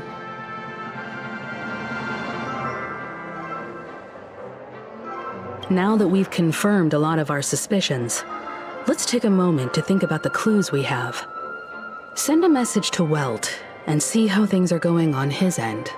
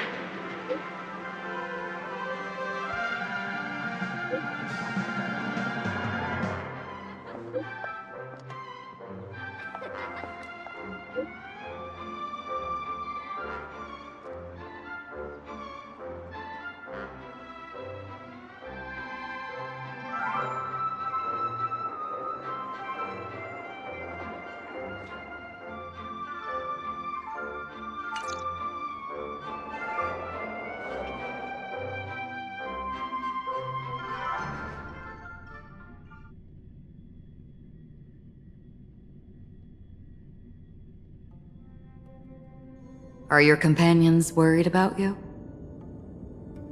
They're just checking up on me. Let's get in and get out. Seems they've made some progress.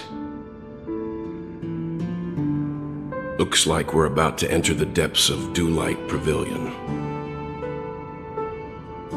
It's been a smooth ride. Almost too smooth for a heavily guarded mansion.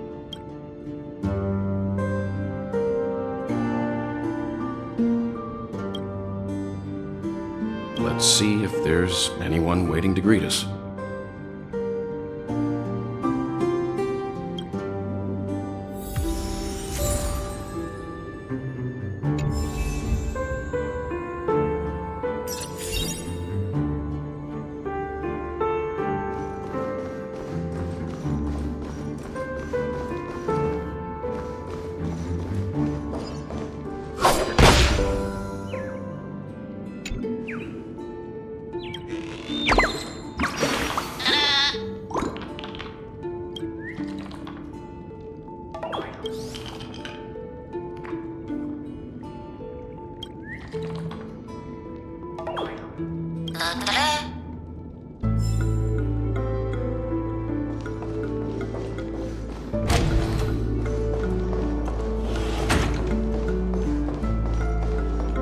Something feels off. A grand mansion like this and not a butler or servant in sight. Could it be due to the disruption caused by the emergency? Well, this door is open. Looks like we'll have to investigate ourselves. Let's proceed with caution.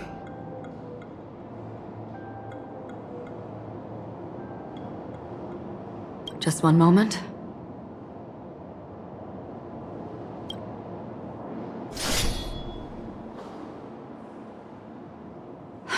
White.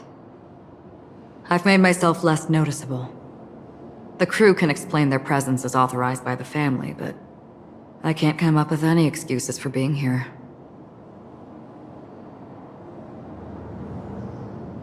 I see. What an interesting technique.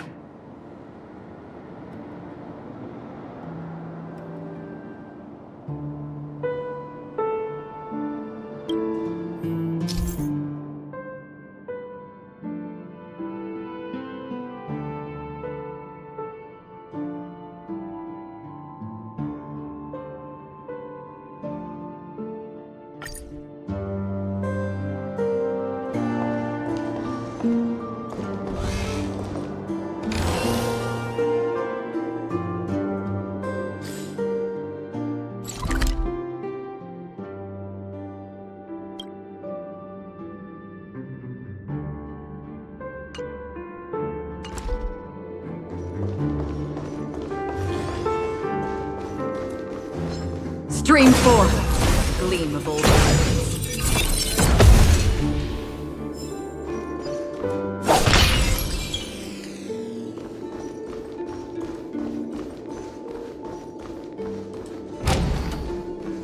The model in the sand pit. It's the golden hour, isn't it? Maybe the heads of the family used that model for discussing important matters.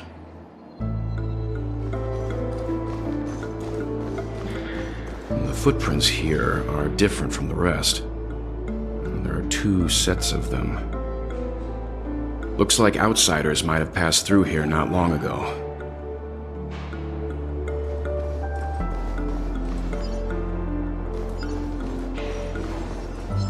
Stream forth, gleam golden.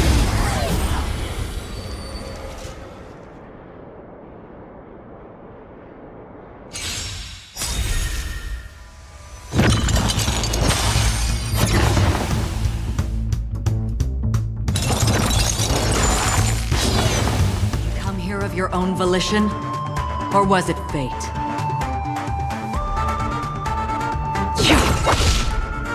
Pretty good crowd today.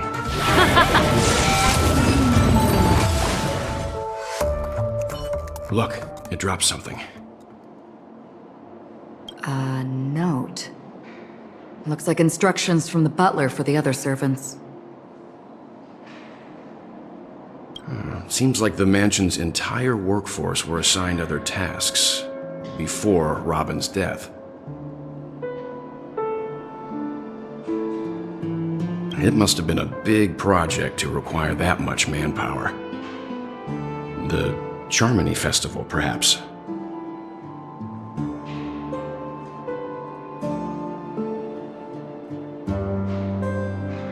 But no matter what their main priorities are, there should always be someone left at the mansion, right? So you're saying someone deliberately cleared the place out?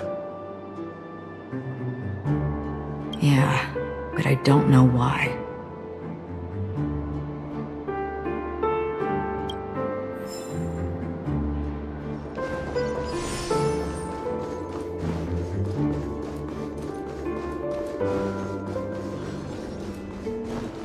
Stream forth, the gleam gold blades. Can you identify the people who left these footprints? Well, there's a unique pattern here. Flamboyant, even. And judging by the size, I'd say these were men's shoes.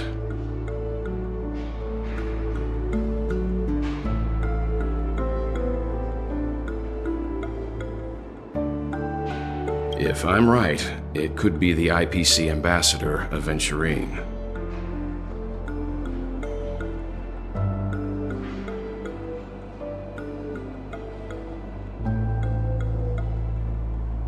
Aventurine. What about the other set? It looks like they were walking side by side as opposed to one behind the other, so the second individual is likely equal in status to Aventurine.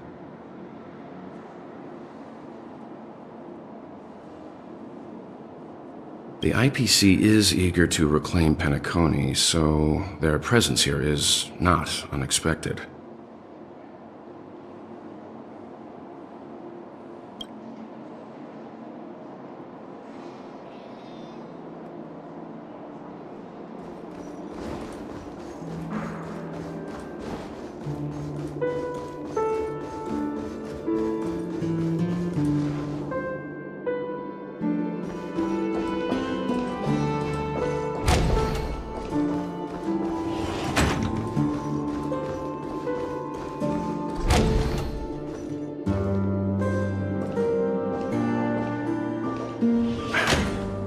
No one here either. Since no one's around to entertain us, let's make ourselves at home. Stay close to me so that my white can cover you too.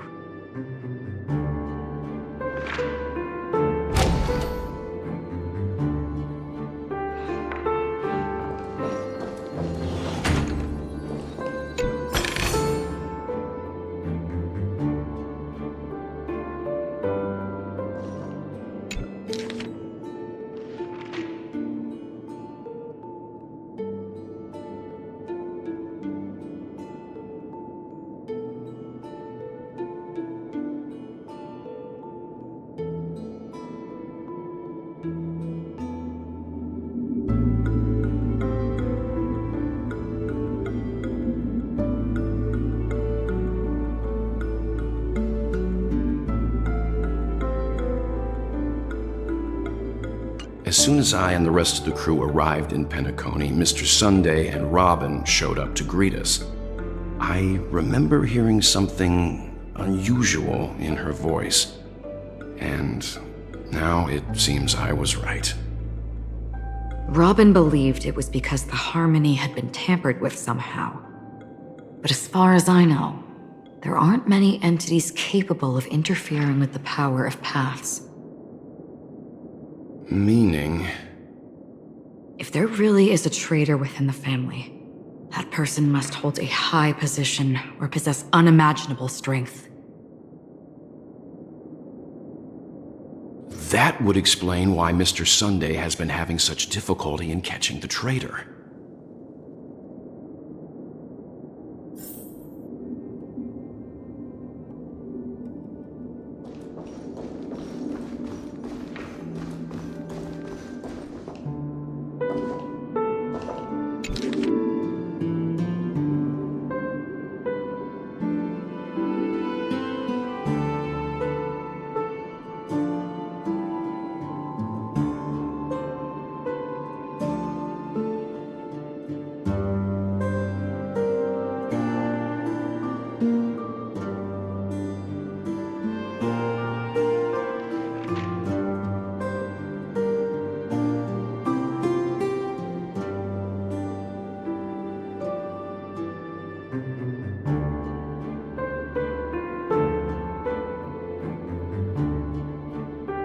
The information about Robin, Firefly, and the other victims.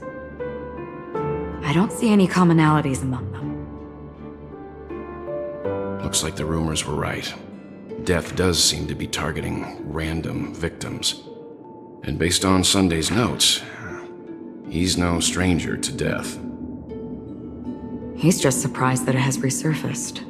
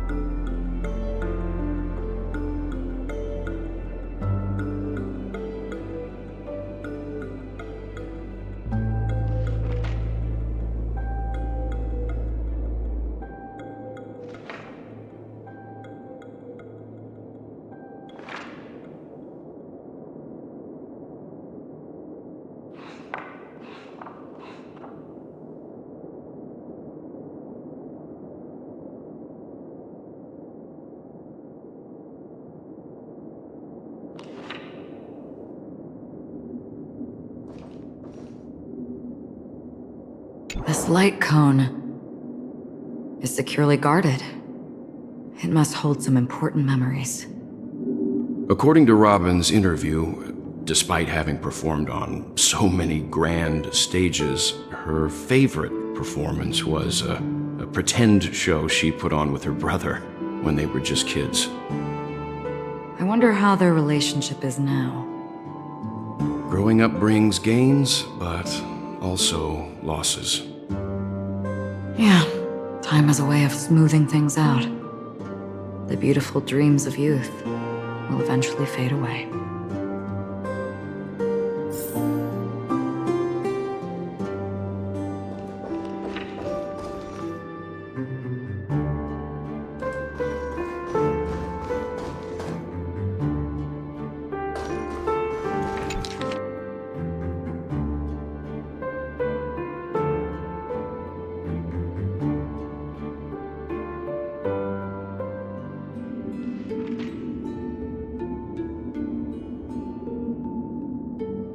It seems neither the Dream Master of Penacony nor this old Oti is happy with Sunday's recent performance. They don't seem to care much about death. Instead, they're more concerned about the Charmony Festival and the Watchmaker. Maybe the other family heads don't think death is a big deal. One thing's for sure. There's a lot of internal conflict within the family, and everybody has their own agenda.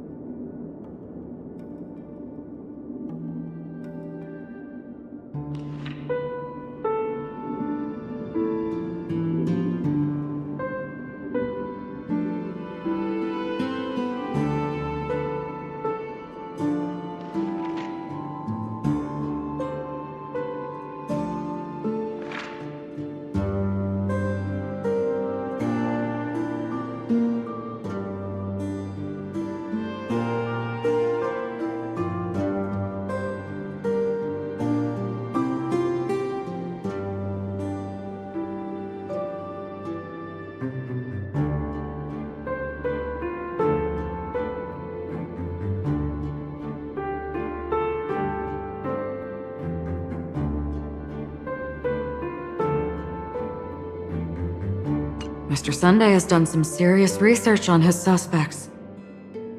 This traitor must have been causing trouble for the family for a long time. They all seem to be insiders, but I haven't met any of them. Huh? Wait, these characteristics. What is it? No, nothing. Maybe I'm just overthinking things. However, if this traitor really exists, could they be responsible for Firefly and Robin's deaths?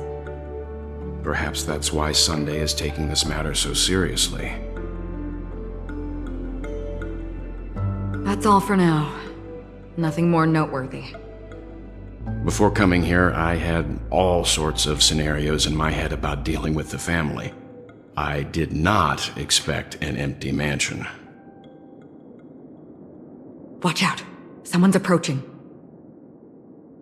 I don't think trespassing on forbidden areas is the way to be a guest, Mr. Yang. And... Acheron? The Galaxy Ranger? Our apologies, Mr. Sunday. Nobody came to greet us, so we entered without permission. I hope you can forgive us.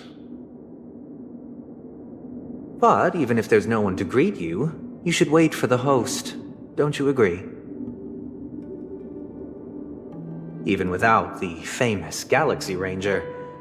As far as I know, the crew has officially accepted the family's commission, so coming here will be unnecessary for you.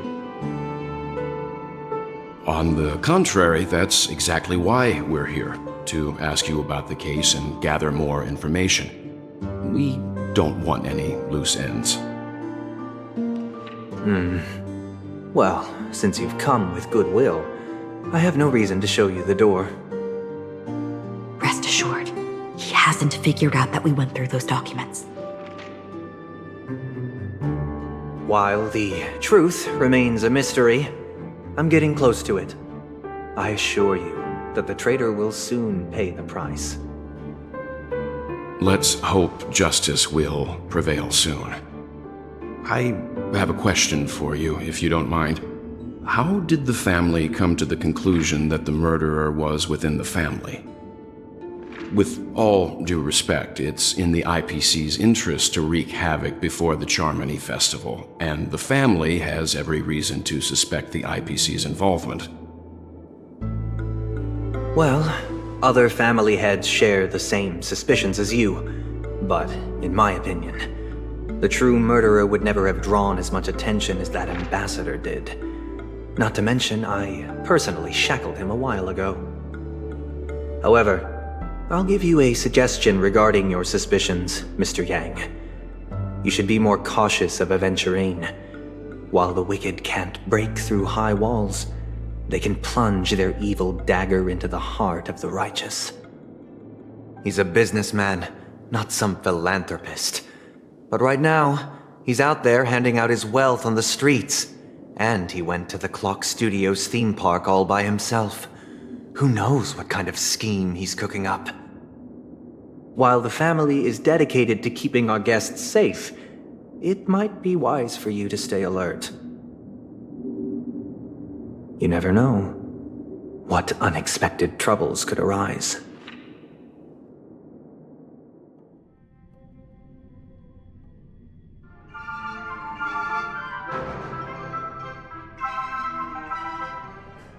According to a Pierpoint hotline tip, there was a major breakthrough in the shocking Ejhazio Aventurine case.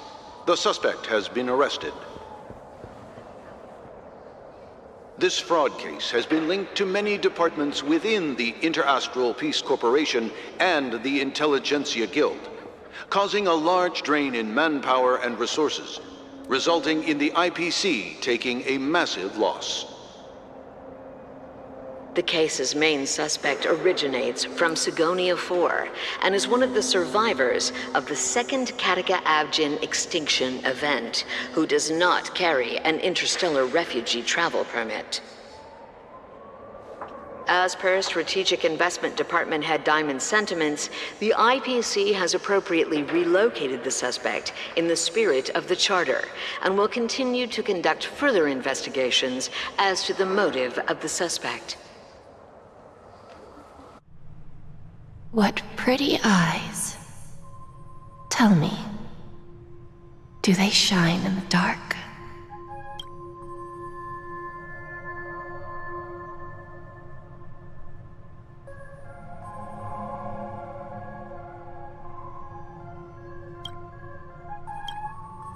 Well, if they did, I'd sell them in a heartbeat.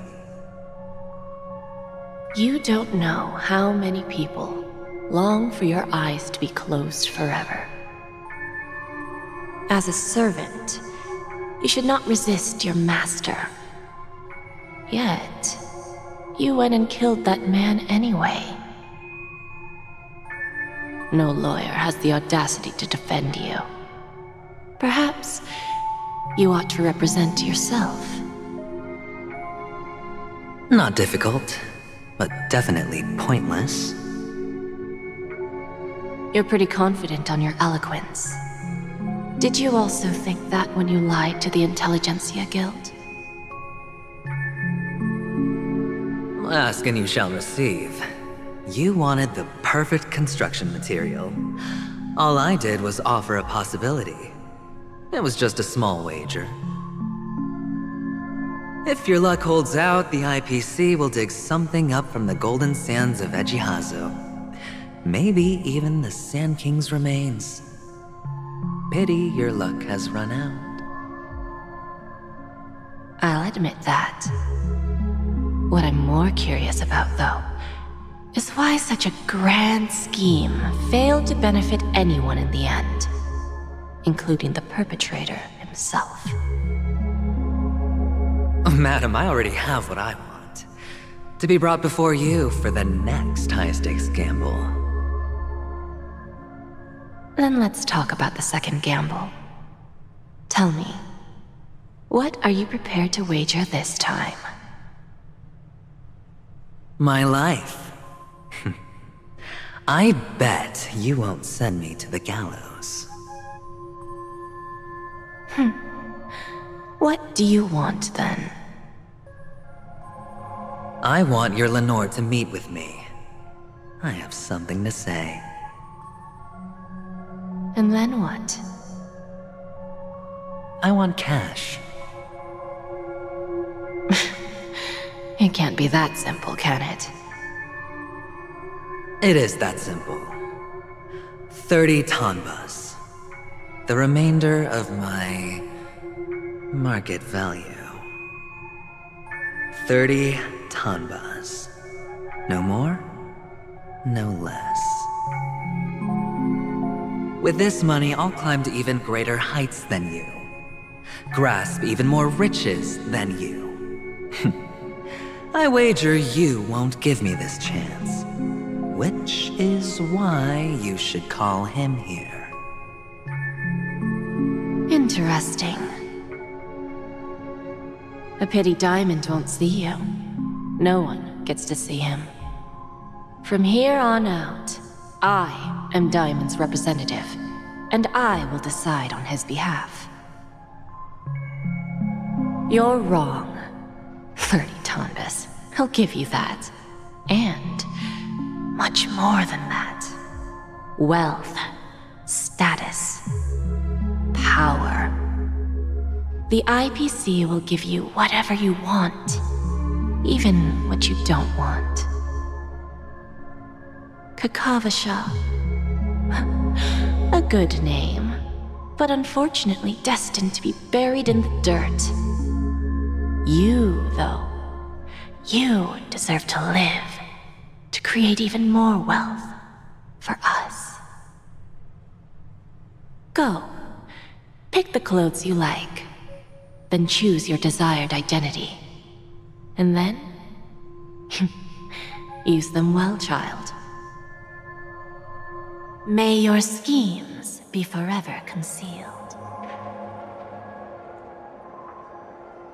Life is like a long-term investment. Those who choose correctly, do the correct things, reach the correct outcomes, and show the world their value. People can't always make the right choices in their lives. But luck has always been on my side. I've never lost.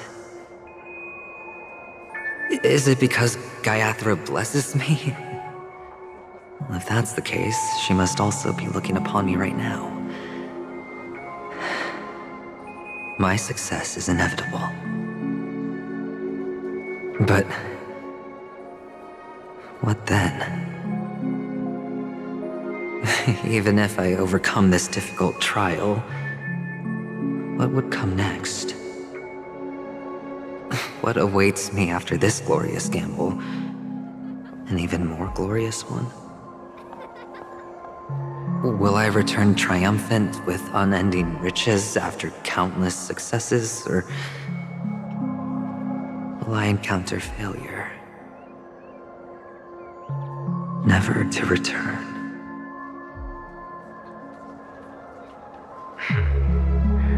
I'm pretty sure you already have some ideas. Lowly gambler.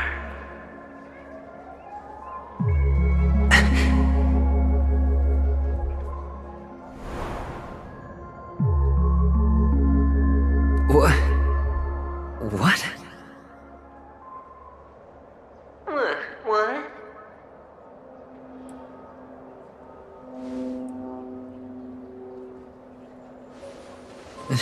Am I dreaming, or have I gone completely insane? Perhaps both. Forgotten me already? When you were strapped to that electric chair by a mannequin warlords, who was it that gave you the idea? Fine. I may be crazy, but I'm not stupid. Get out of my head, newborn of the Harmony.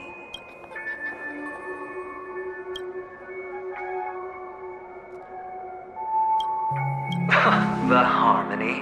Oh, don't play the fool. It's not the first time we've met. No need to be so polite.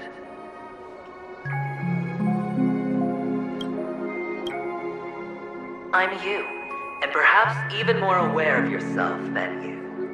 Of what exactly you want. You're dying.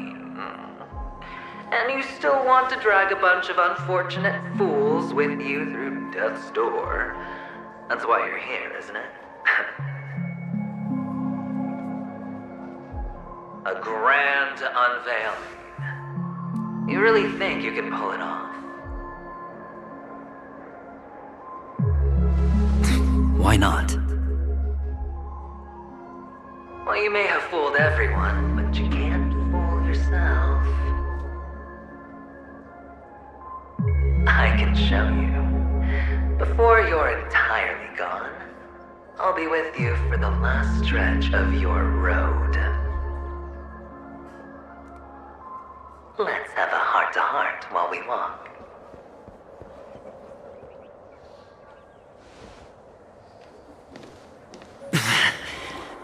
What exactly are you? Most people in this world spend their entire lives just to reach one outcome. And I am that outcome. Kakavasha, I am your future. First, I'm hearing things, and now I'm seeing them. Great. Am I going to be elevated into the Harmony's Emanator next? Why are there no guests here?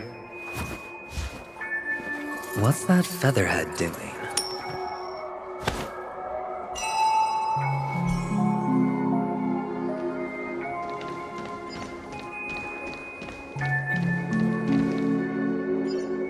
Just a Pepeshi? No. A child.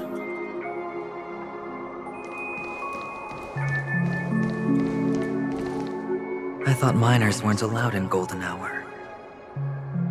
Hey kid, you okay? Are you lost?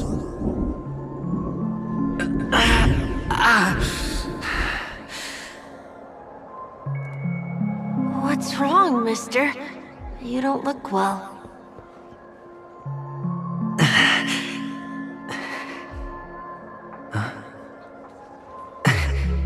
Your eyes. Impossible. Who are you? They're pretty, aren't they? Sis said they're a gift from Mama Funga. Colorful eyes are said to bring good luck.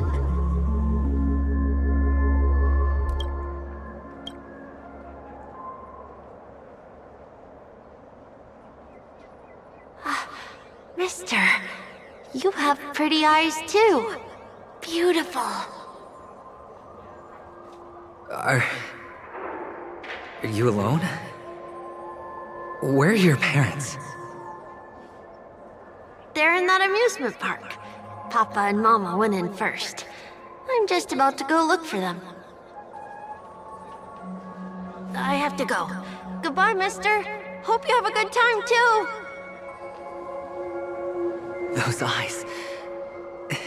And Mama Funga. No, it can't. There aren't any Avgens left.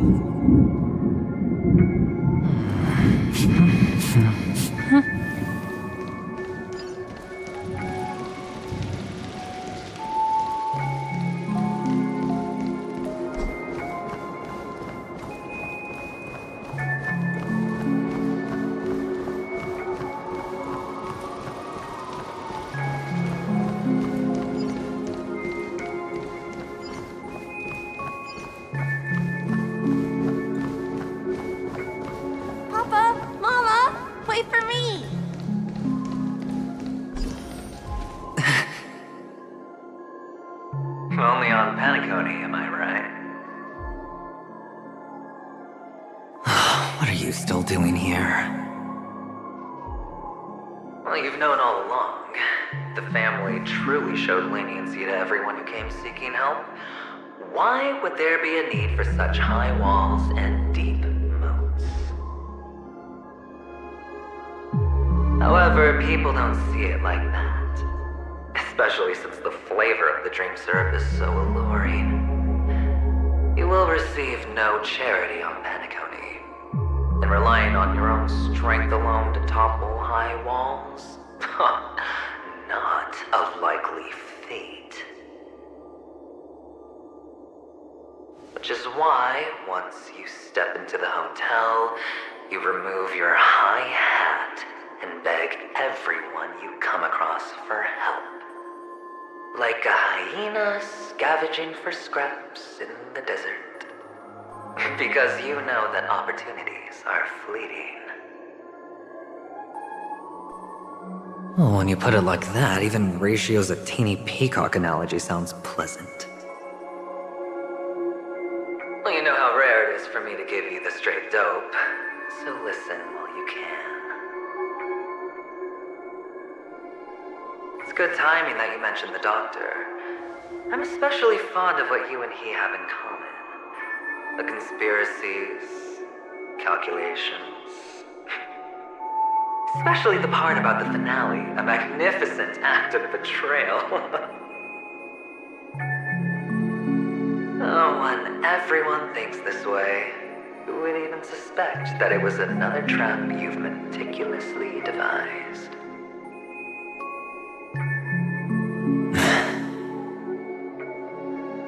Go on. Tell me I'm right. You know who you really are, Mr. Cavalier Gambler. Uptight, overcautious, massive inferiority complex. You've won so much, you're still so afraid of losing.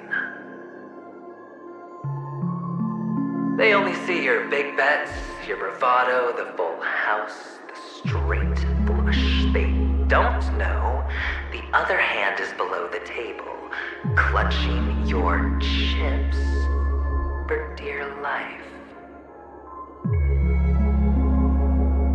It's a heck of an act. No wonder the tavern sent you an invite. You're a natural kid. You don't stop at fooling the audience, you fool yourself, too. Well, the best way to prevent others from seeing your true colors is first being able to fool yourself.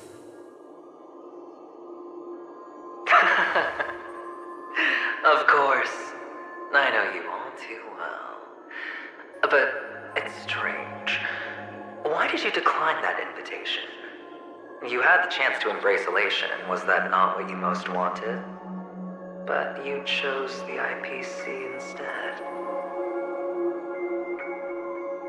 For the preservation? I doubt it. Do you even have anything in common with the preservation? Oh, I thought you knew. Didn't you say you had me pegged? We're done. Either stop talking or disappear from my sight. That's fine. But who exactly is about to disappear here? Well, it's not going to be me, anyway.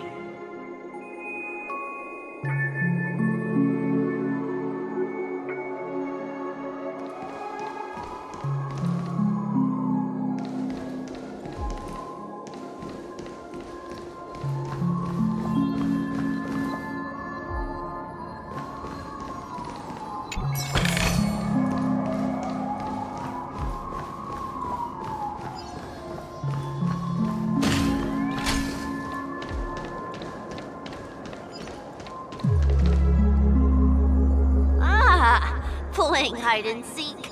I'm really good at this.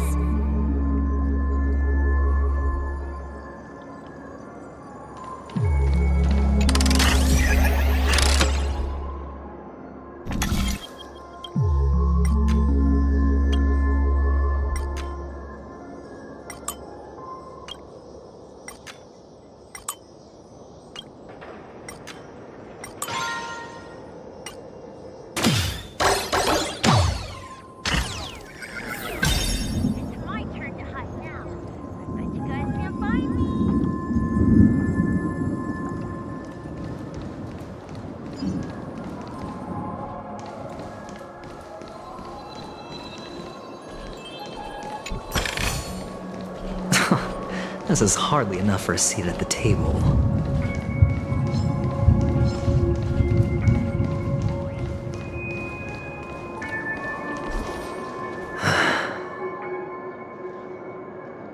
Hide and seek. What sweet childhood memories. When Mama said goodbye that day, how many catechins were like jackals hot on your heels? I know you won't forget that sound anytime soon. Those shrill cackles. You had to hide right under the noses of those savages. You and Big Sis, playing dead, drifting in all that bloody water. Completely ruined that shirt. Shame. Wasn't that the last one Dad left behind? It wasn't ruined. I've always kept it. Come on. It's a rag. It's not like you can ever wear it. Now you don't have to hide. You probably won't even deign to get your pretty outfit wet in the rain. And your social capital has changed after all. I've never changed. On the contrary, now you're the one who does the hunting. The last round of hide and seek, and you get to be it. You should enjoy it.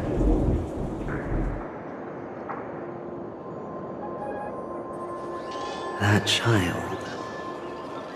Could he be in here?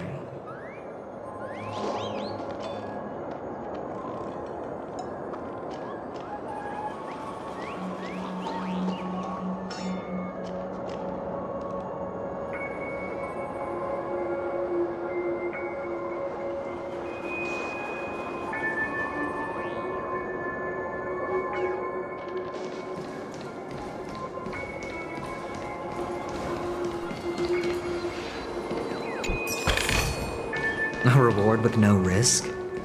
I'll take it.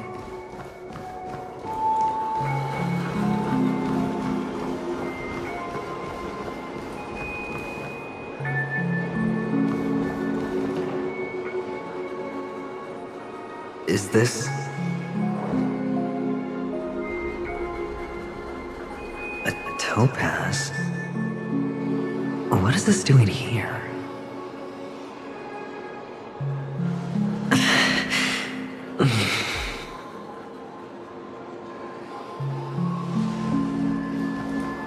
What does your cornerstone wrench out of your heart, son?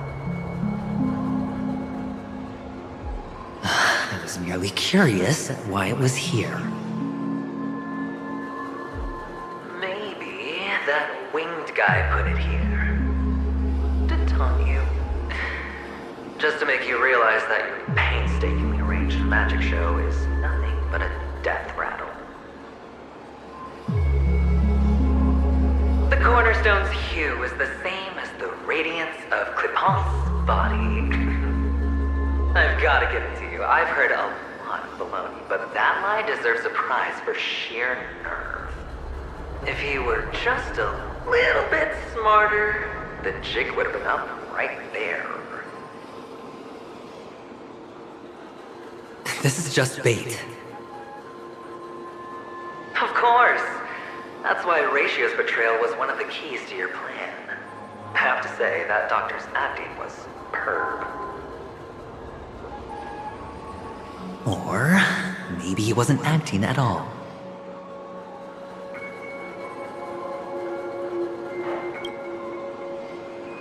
All the better for you.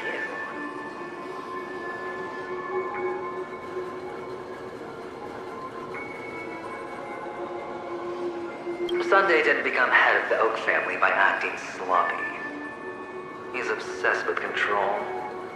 You have to give him enough detail to satisfy his meticulous nature, but not so much that he gets suspicious.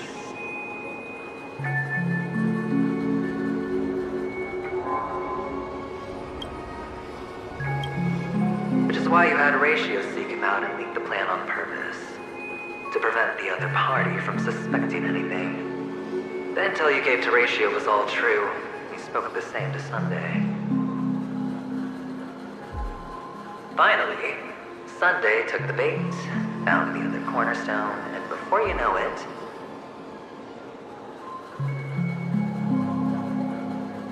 everyone's distracted enough for you to steal the third stone right out from under them. Why don't you stop rummaging through my mind? Your mind? It's our mind. You're me, and I'm you. We're the same.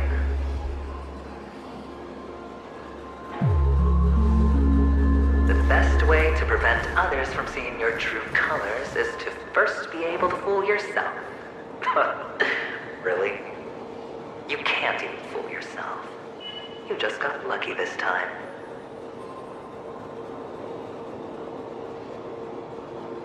This is the other cornerstone in Sunday's hands.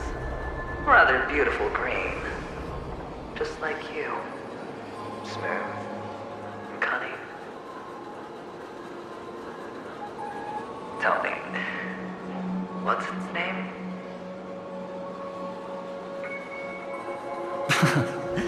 Why are you even asking me? Must I do all the work? Aventurine is the stone of luck and trickery.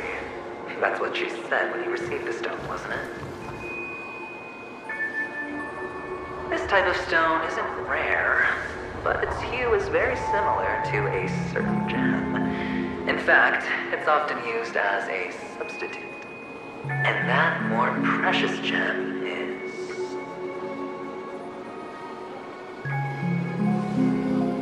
jade. Even Sunday can't tell the difference. Well, looks like jade can be substituted for aventurine, too. Sauce for the goose. Aventurine, topaz, jade. 3 elites, 3 corner cornerstones who, for a measly penny, offered their everything. Oh, you're even more united than the family.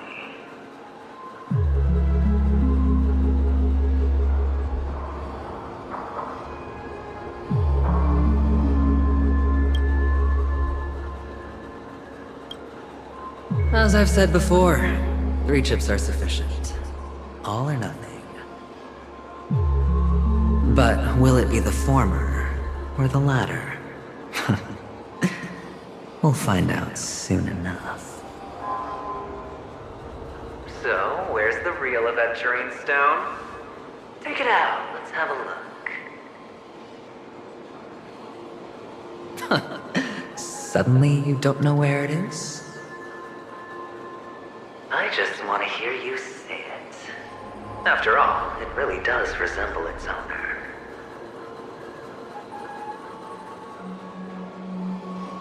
As you wish, then. They never went anywhere. They're right where they belong. Piled up with these cheap baubles. You smashed the aventurine stone before you left? Oh, just look at it. Shattered. Just like your life. Poor thing. A humble pebble coated in the most lustrous sheen. I take it back. This thing is far more precious than your life. You're absolutely clear about the consequences of doing this. Blasphemy against Clipoth's body. You think the IPC will let you get off scot-free?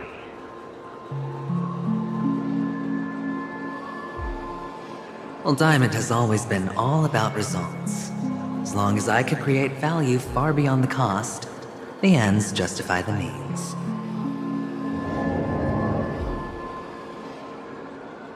How else would the family be fooled if there was no price to pay? It doesn't matter. Even smashed to smithereens, the preservation's cornerstone can still be used. Its effect may be greatly diminished, but it's enough for me. Now I'm really curious. Why does every step you take involve reckless risks, and the choices you prepare for yourself always come with a strong impulse for self-destruction? Do you truly believe that the greater the risk, the greater the rewards? I wouldn't have guessed you'd be so loyal to the IPC. There is so much you don't see. Which is also why you'll never see how I'll win it all. That is, if you can do what it takes. We'll just have to wait and see then. The cornerstone is gone. Another illusion of the harmony. Huh?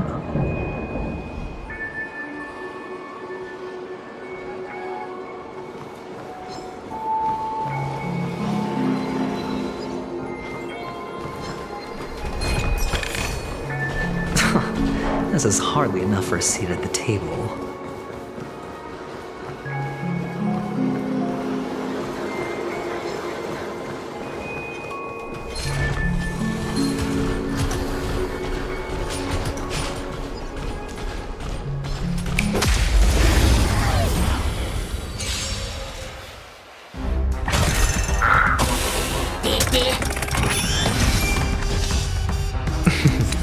Don't ask, just spend.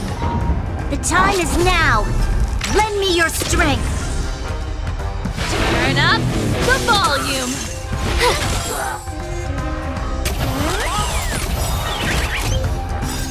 Bust. Or maybe I'll take it all.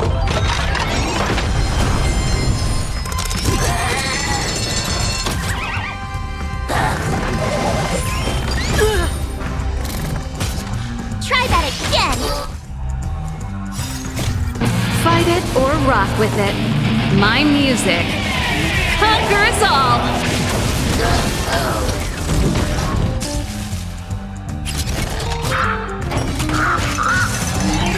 Go away! You can't run! All in!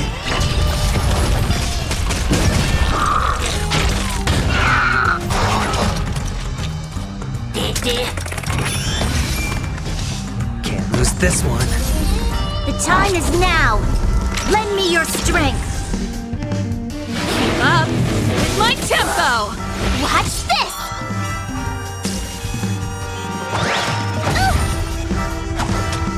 Try that again! Check out this awesome move!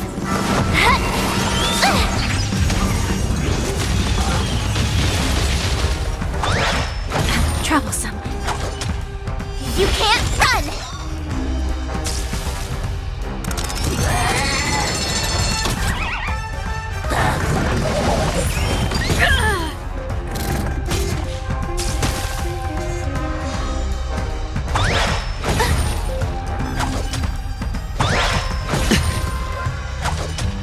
Going all in. Tabs on me.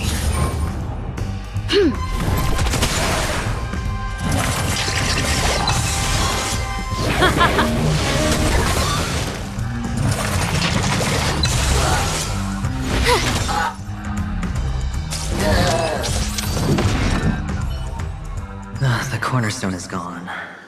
Another illusion of the harmony. Huh?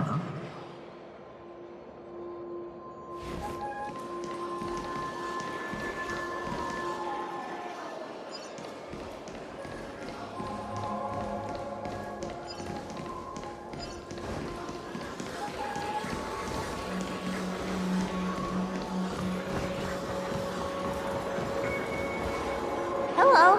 We meet again, Mr. Pretty Eyes. Yes. We meet again. Did you find your mother and father? Of course. Big Sis is there too. The four of us were just playing hide and seek. I'm so happy. On our way here, Papa even brought me to see a blimp.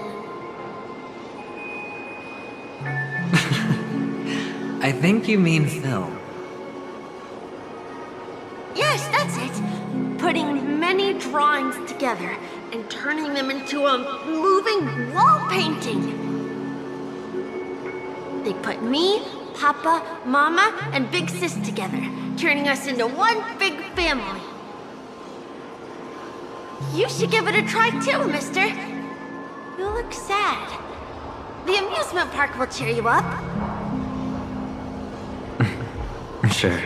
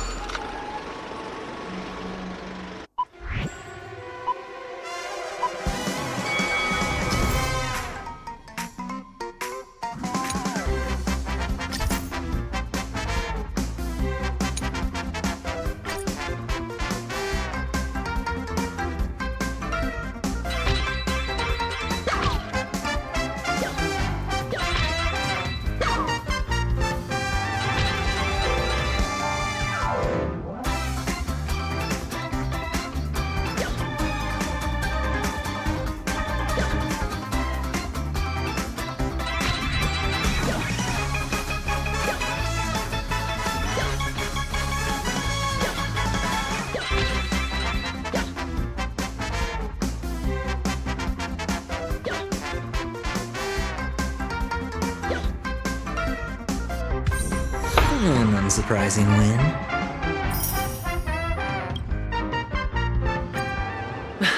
How's that? Not a bad score, eh?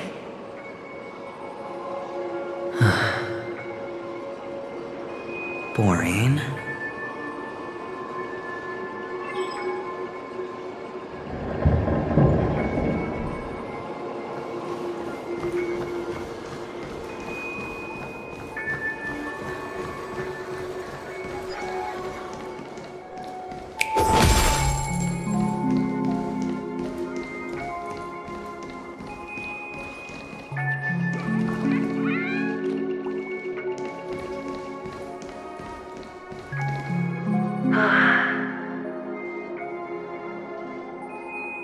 Why aren't you talking? You've piqued my interest. I'll admit that there are still aspects of you that I don't completely understand. Well, you sound sincere this time, at least.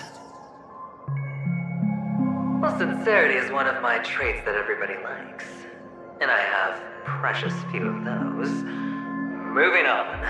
See that maze over there? I'll know everything about you before you reach the exit. Our quaint journey through this amusement park still isn't over, and I wouldn't mind stretching this out at all.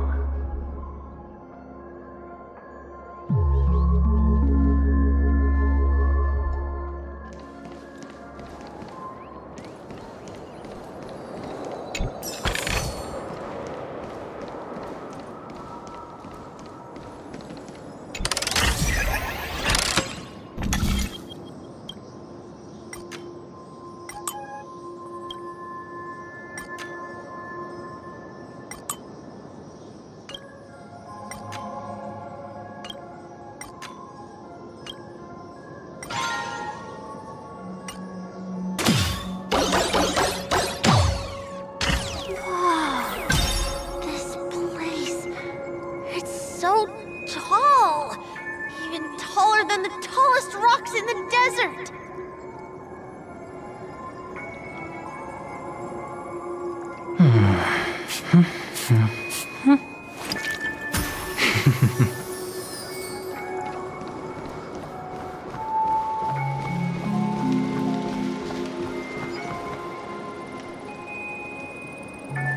There are so many flowers here. Vixis, this one's for you.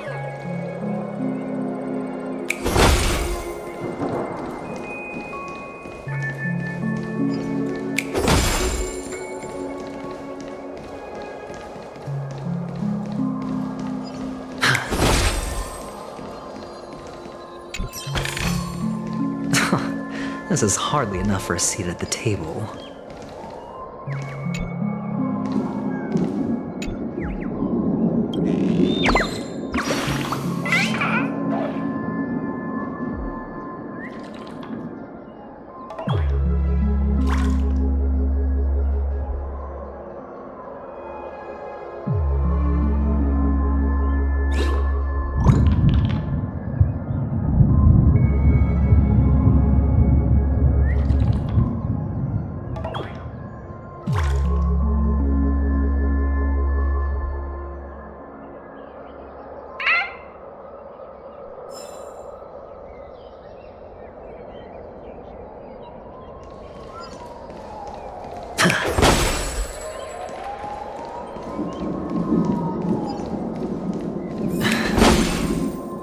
A dead end? Oh, is this the wrong way?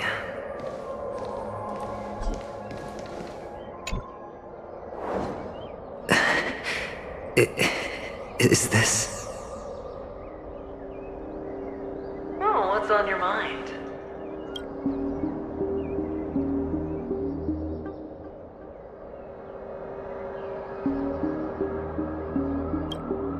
It's got nothing to do with you. Do you need a hand? These are manacles on you. That man gave you your first job. You made your first pot of gold. I remember it all too well. You wrapped that iron chain around your fist, for that is the only tool you could find. Then, in that maze, you... Shut up! Oh, you don't wish to face your past? Unwilling to admit that your life is worth only 60 tamas? Well, from what I see, you refuse to confront it, because it only proves your weakness. How could a weak person take such daring risks? That's right. You love the thrill of danger. But you refuse to let go of meaningless sentiments. Even in this beautiful dream, the only thing you dare allow yourself is death. In your hands, those who follow you could have become Joker cards. They're far more useful that way. It's not like this is the only place the family ever cut corners. You could have had tons of action if you weren't so all or nothing. All it takes is a meager sacrifice. I bet Opal would have resolved this without a fuss. A pity you're not him. Well, you wouldn't be in this state if you could just get with the program. And why couldn't you? Out of professional integrity.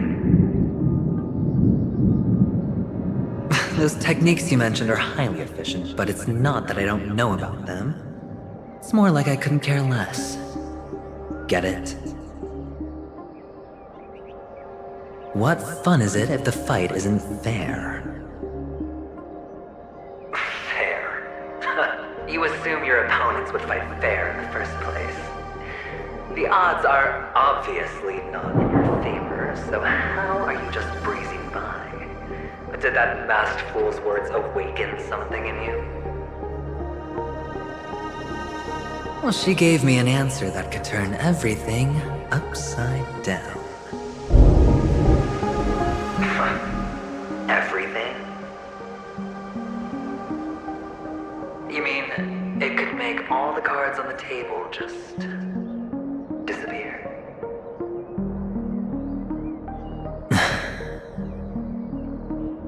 That's cheating. If these leaves could be brought back, would they bloom into new flowers?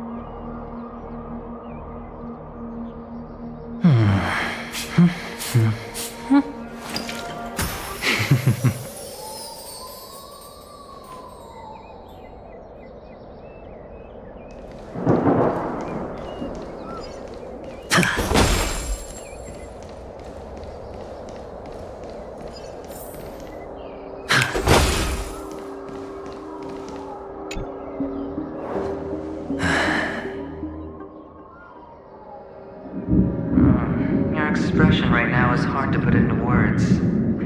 The lucky charm Mama left you is made from gold. Why did you never consider selling it?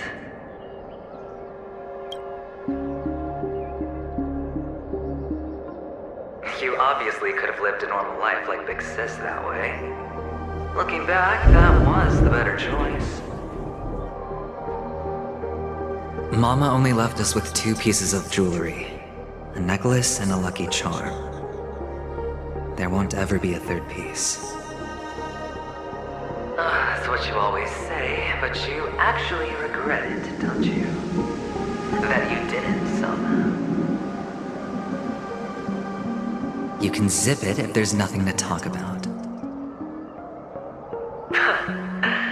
I know. You must remember what Big Sis told you. You're a child blessed by Gaiathra Triclops, and can lead the clan to happiness.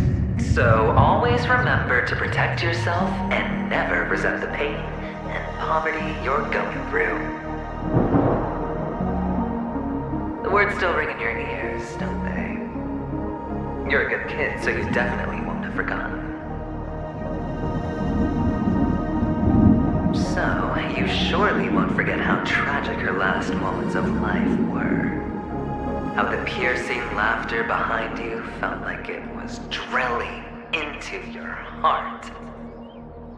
You ran away without looking back, just as she told you to. Tisk, tisk. A lifelong regret indeed. Enough! Do you not have anything better to talk about? Oh, shut me down like a champ! Well, I guess when it comes to mind games, this isn't exactly your first rodeo. I think I finally get you. And woo! You are nuts! In the end, I'll ruin this beautiful dream and create the grandest death. Well, you stuck to that start to finish. Think about it. There's a Stellaron in play, the fabulous Robin loses her voice, 2 unsolved murders, cryptic messages from a masked fool, and a chance to go head-to-head with Sunday himself. The only thing to pique your interest is one word. The last word. A word that's right there at your fingertips.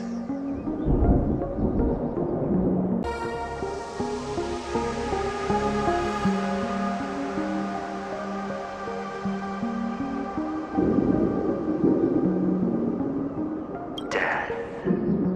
But whose exactly?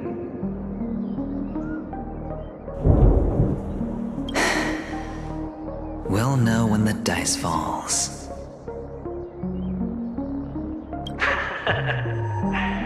All right then. Reserve a seat for me in the audience. I'm curious to see just how capable you are. Still, you never answered my question. If you could start over, would you still want to be the child who received Gayathra's blessing?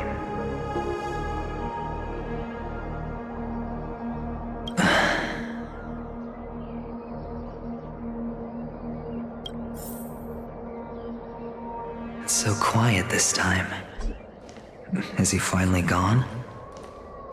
Or am I the one about to disappear?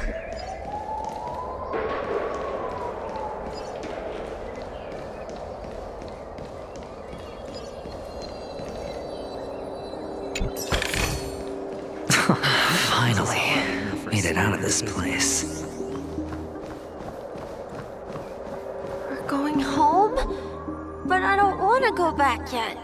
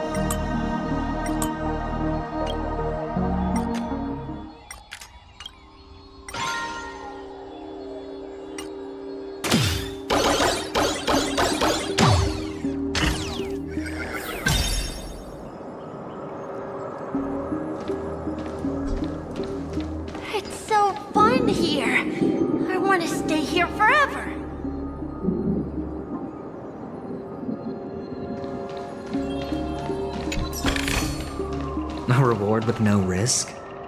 I'll take it.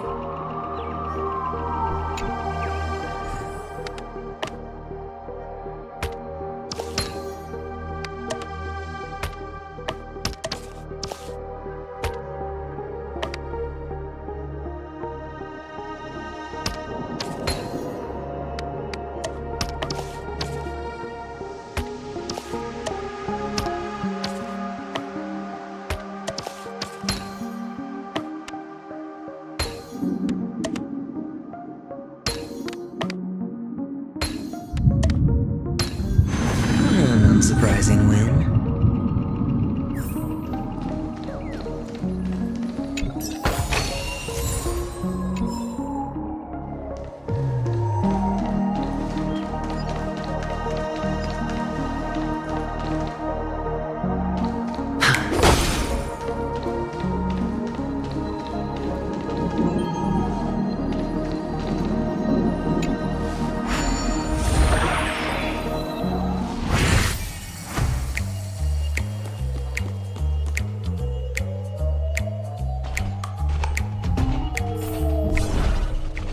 Brother Hanu, where are you going?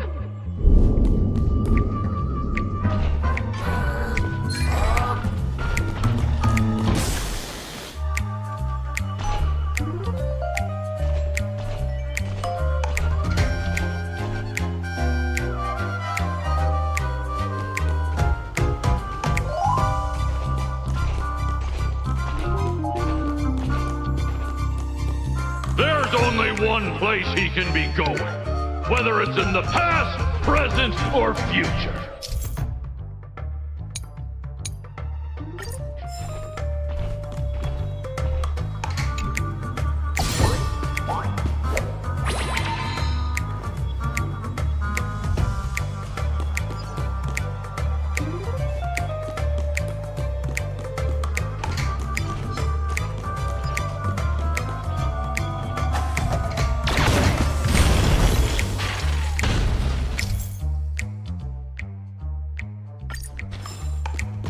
Beautiful dream is about to end. The beautiful dream will never end.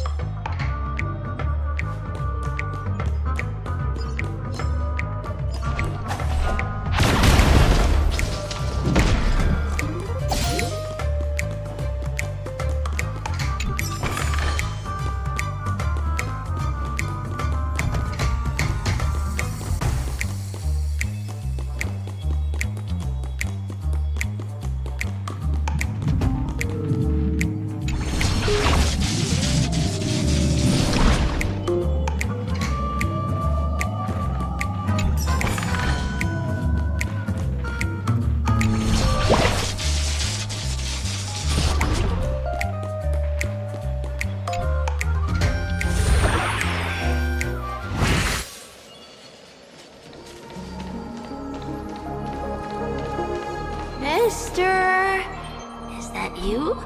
I hear the sound of leather shoes.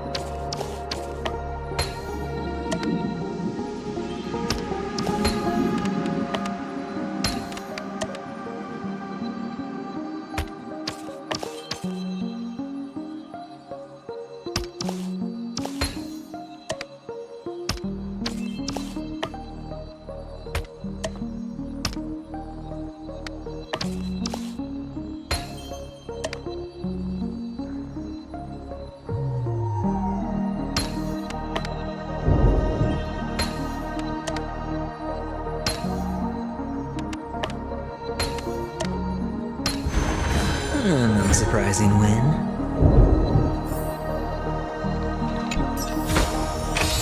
Fortune follows luck, just like it always does.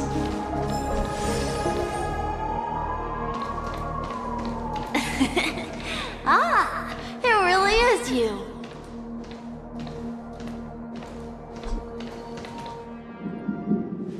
I don't know why, mister, but you always give me a special feeling that makes me more curious about you.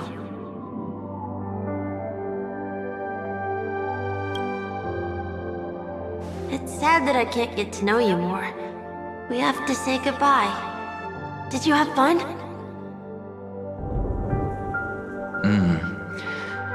You're going back?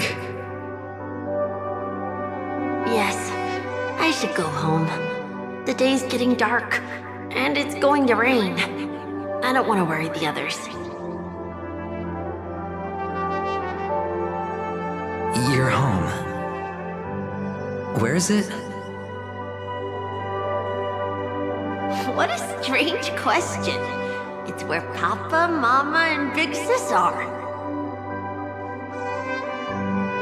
In this dream.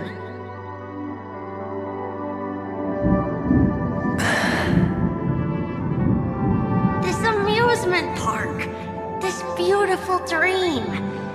They really are peaceful. Everyone loves it. But, mister, why don't you like it? Because they're not here. Where are they then?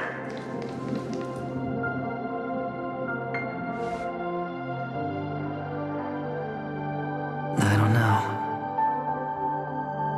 You do know. But there's no point pressing the issue.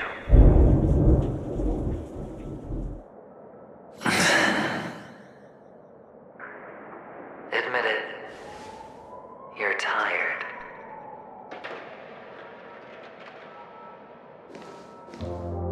We all are.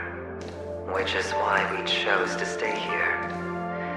Me and him. Your past and future. How long will you stay? Forever. We'll be with you forever in this dream. This is the greatest honor that we can offer to those who hurtle towards death.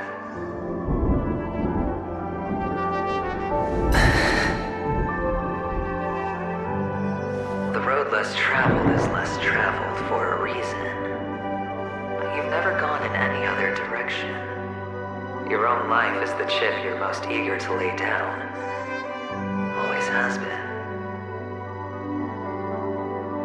You don't care who the real murderer is, and the Watchmaker's so-called legacy couldn't be more boring.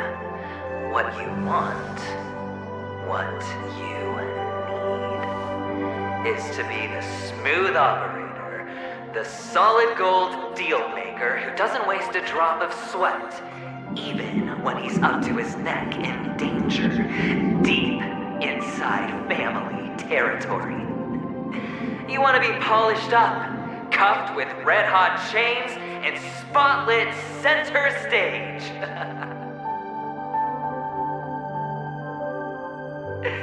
You'll be the closing act, the final sacrifice. I can do it. And it will be flawless. Of course you can. Your luck will help you at the right time. A Stellaron and an Emanator. It's that simple now.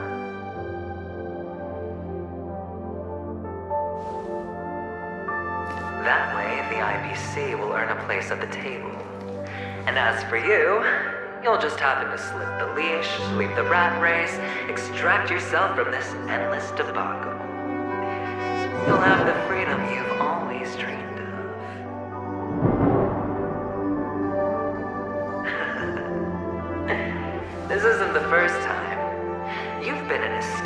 promise from day one. This fiasco started with a death, and its curtains will fall on another death.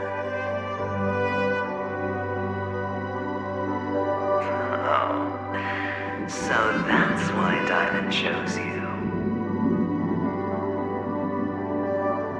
He's just after Penacony. No matter the means, no matter the price. It's not personal.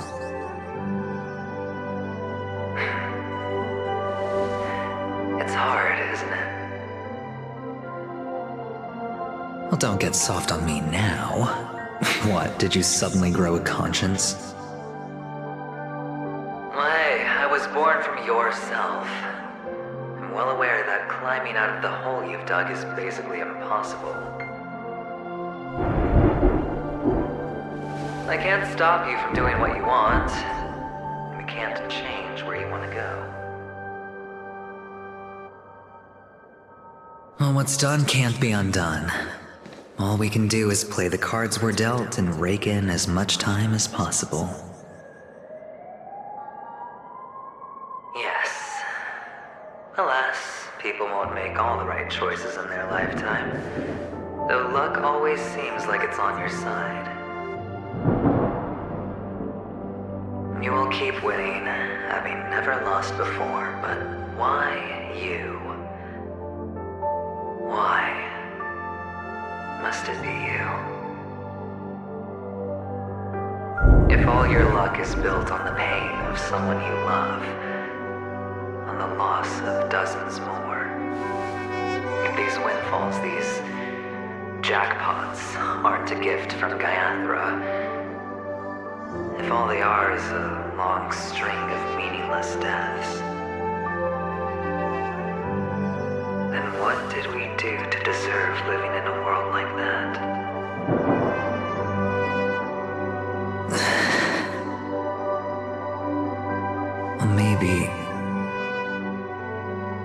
Maybe when I get to where I'm going and look back, I'll know what the trip was all about.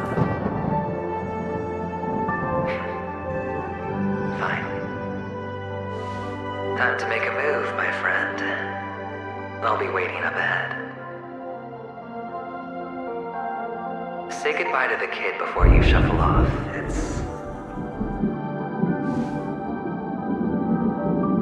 It's best to die without regrets.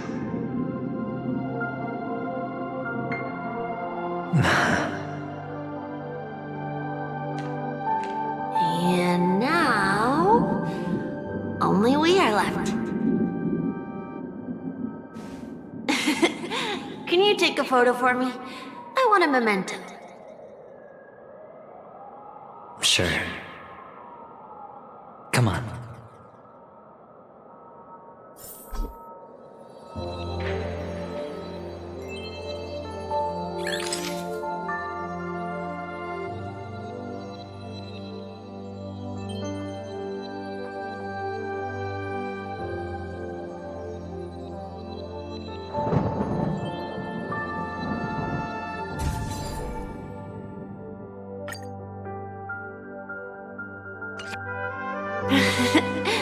How nice. Now I can see what I look like too. Look at the lens when you're taking a photo the next time. Your expression will look more natural. Sure, I will. Then, mister, are you going back too? I can't leave yet. I still have a show to do. Oh, you're about to go on stage, aren't you? Let's go then. I'll take you to the stage. Sure. So you're an actor. No wonder your clothes are so stylish. I'm actually a merchant. But I do have a show to do. Are you the same as those men in black in the sky? But you're not wearing black. Only ordinary employees have to wear that. My position is much higher than theirs. Awesome! I hope I can become as good looking as you when I grow up. Of course you can. You'll be better and stronger than me.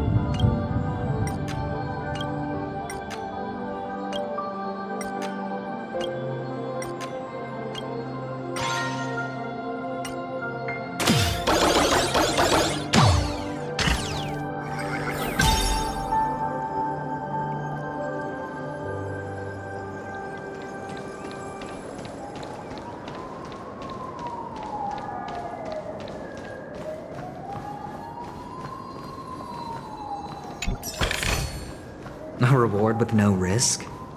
I'll take it.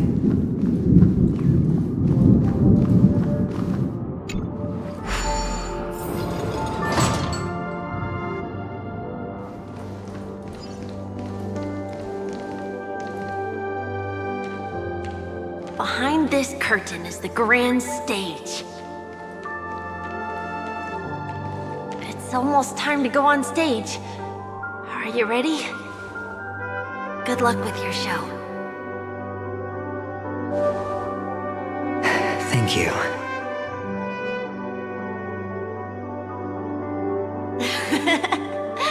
You still seem pretty nervous. Let's put our palms together. If you receive Gayathra's blessing, you'll feel more relaxed. Putting our palms together is a simple ritual. By putting our palms together and reciting the prayer to Mama Funga, she will bless us. If you're not familiar, I can guide you. It's all right. I know how to do it. Of course I know.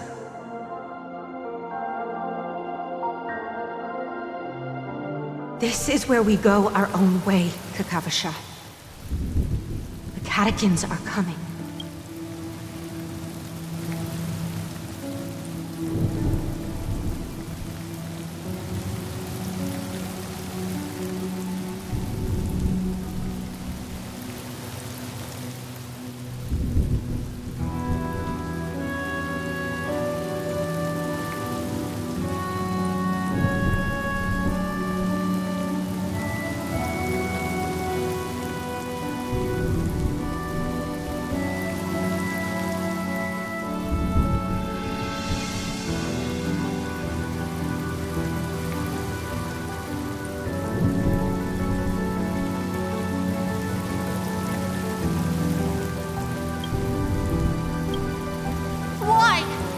Catechins have already taken all our money, food, and they killed our parents.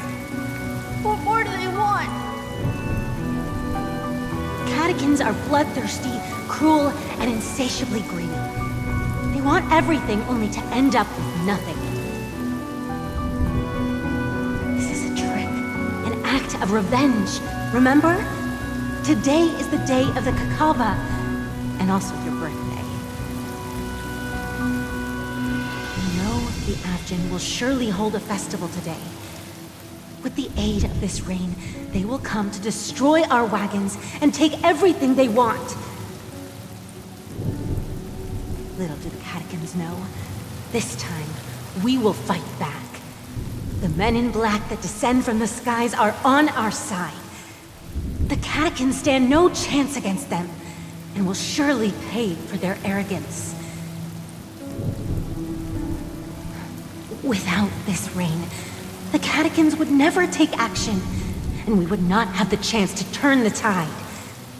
This is a gift from Gayathra, and you are Kakavasha, whose good fortune will bless your sister with success.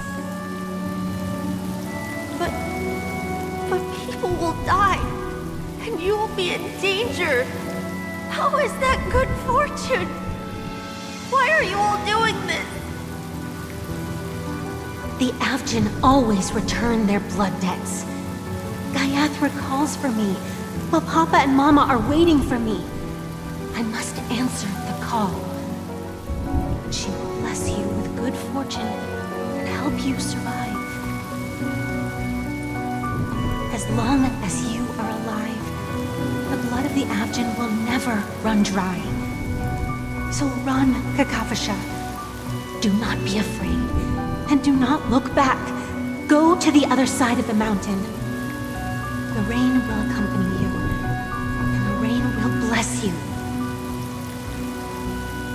As for us, we will reunite in Kakava's next aurora. May the goddess Gayathra close her eyes 3 times.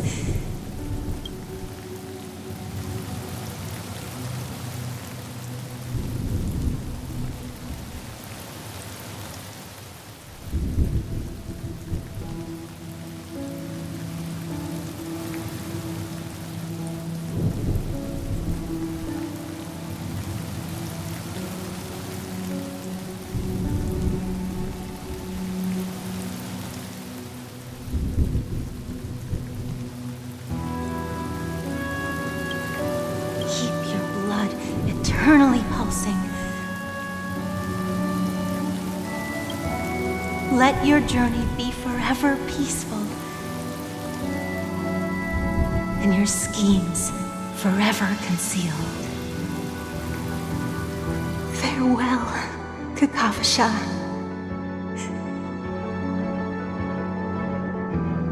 Newsflash from the Interastral Peace broadcast. The IPC Marketing Development Department spokesperson confirms that a small-scale rebellion has broken out in the unclaimed region of Sigonia. The situation is now under control.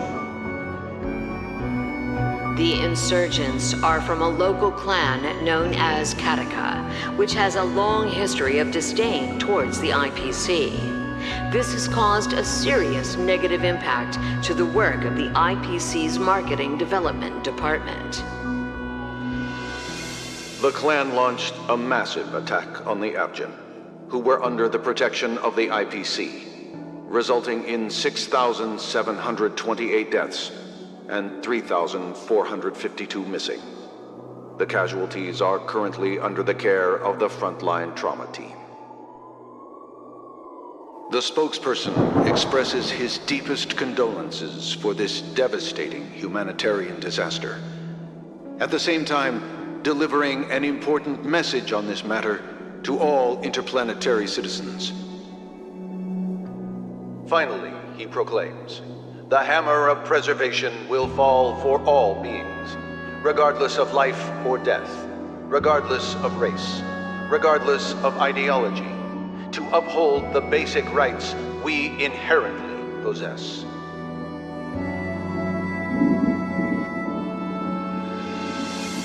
Kakavasha?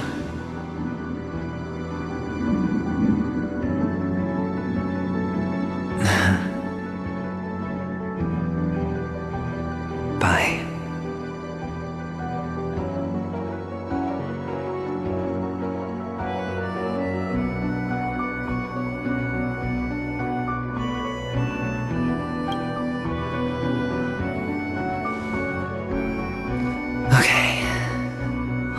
characters are in place. It's time for the show to begin.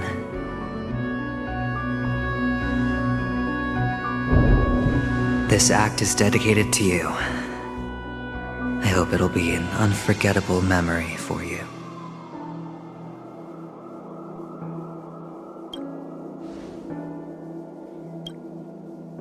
Kakavasha.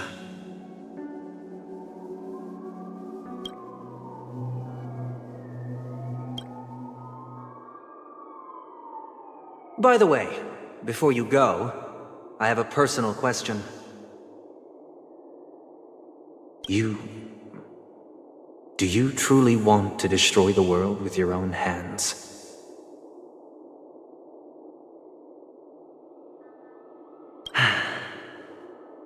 Let's assume, just assuming now, that every time I roll the dice, there's a possibility of achieving this particular outcome.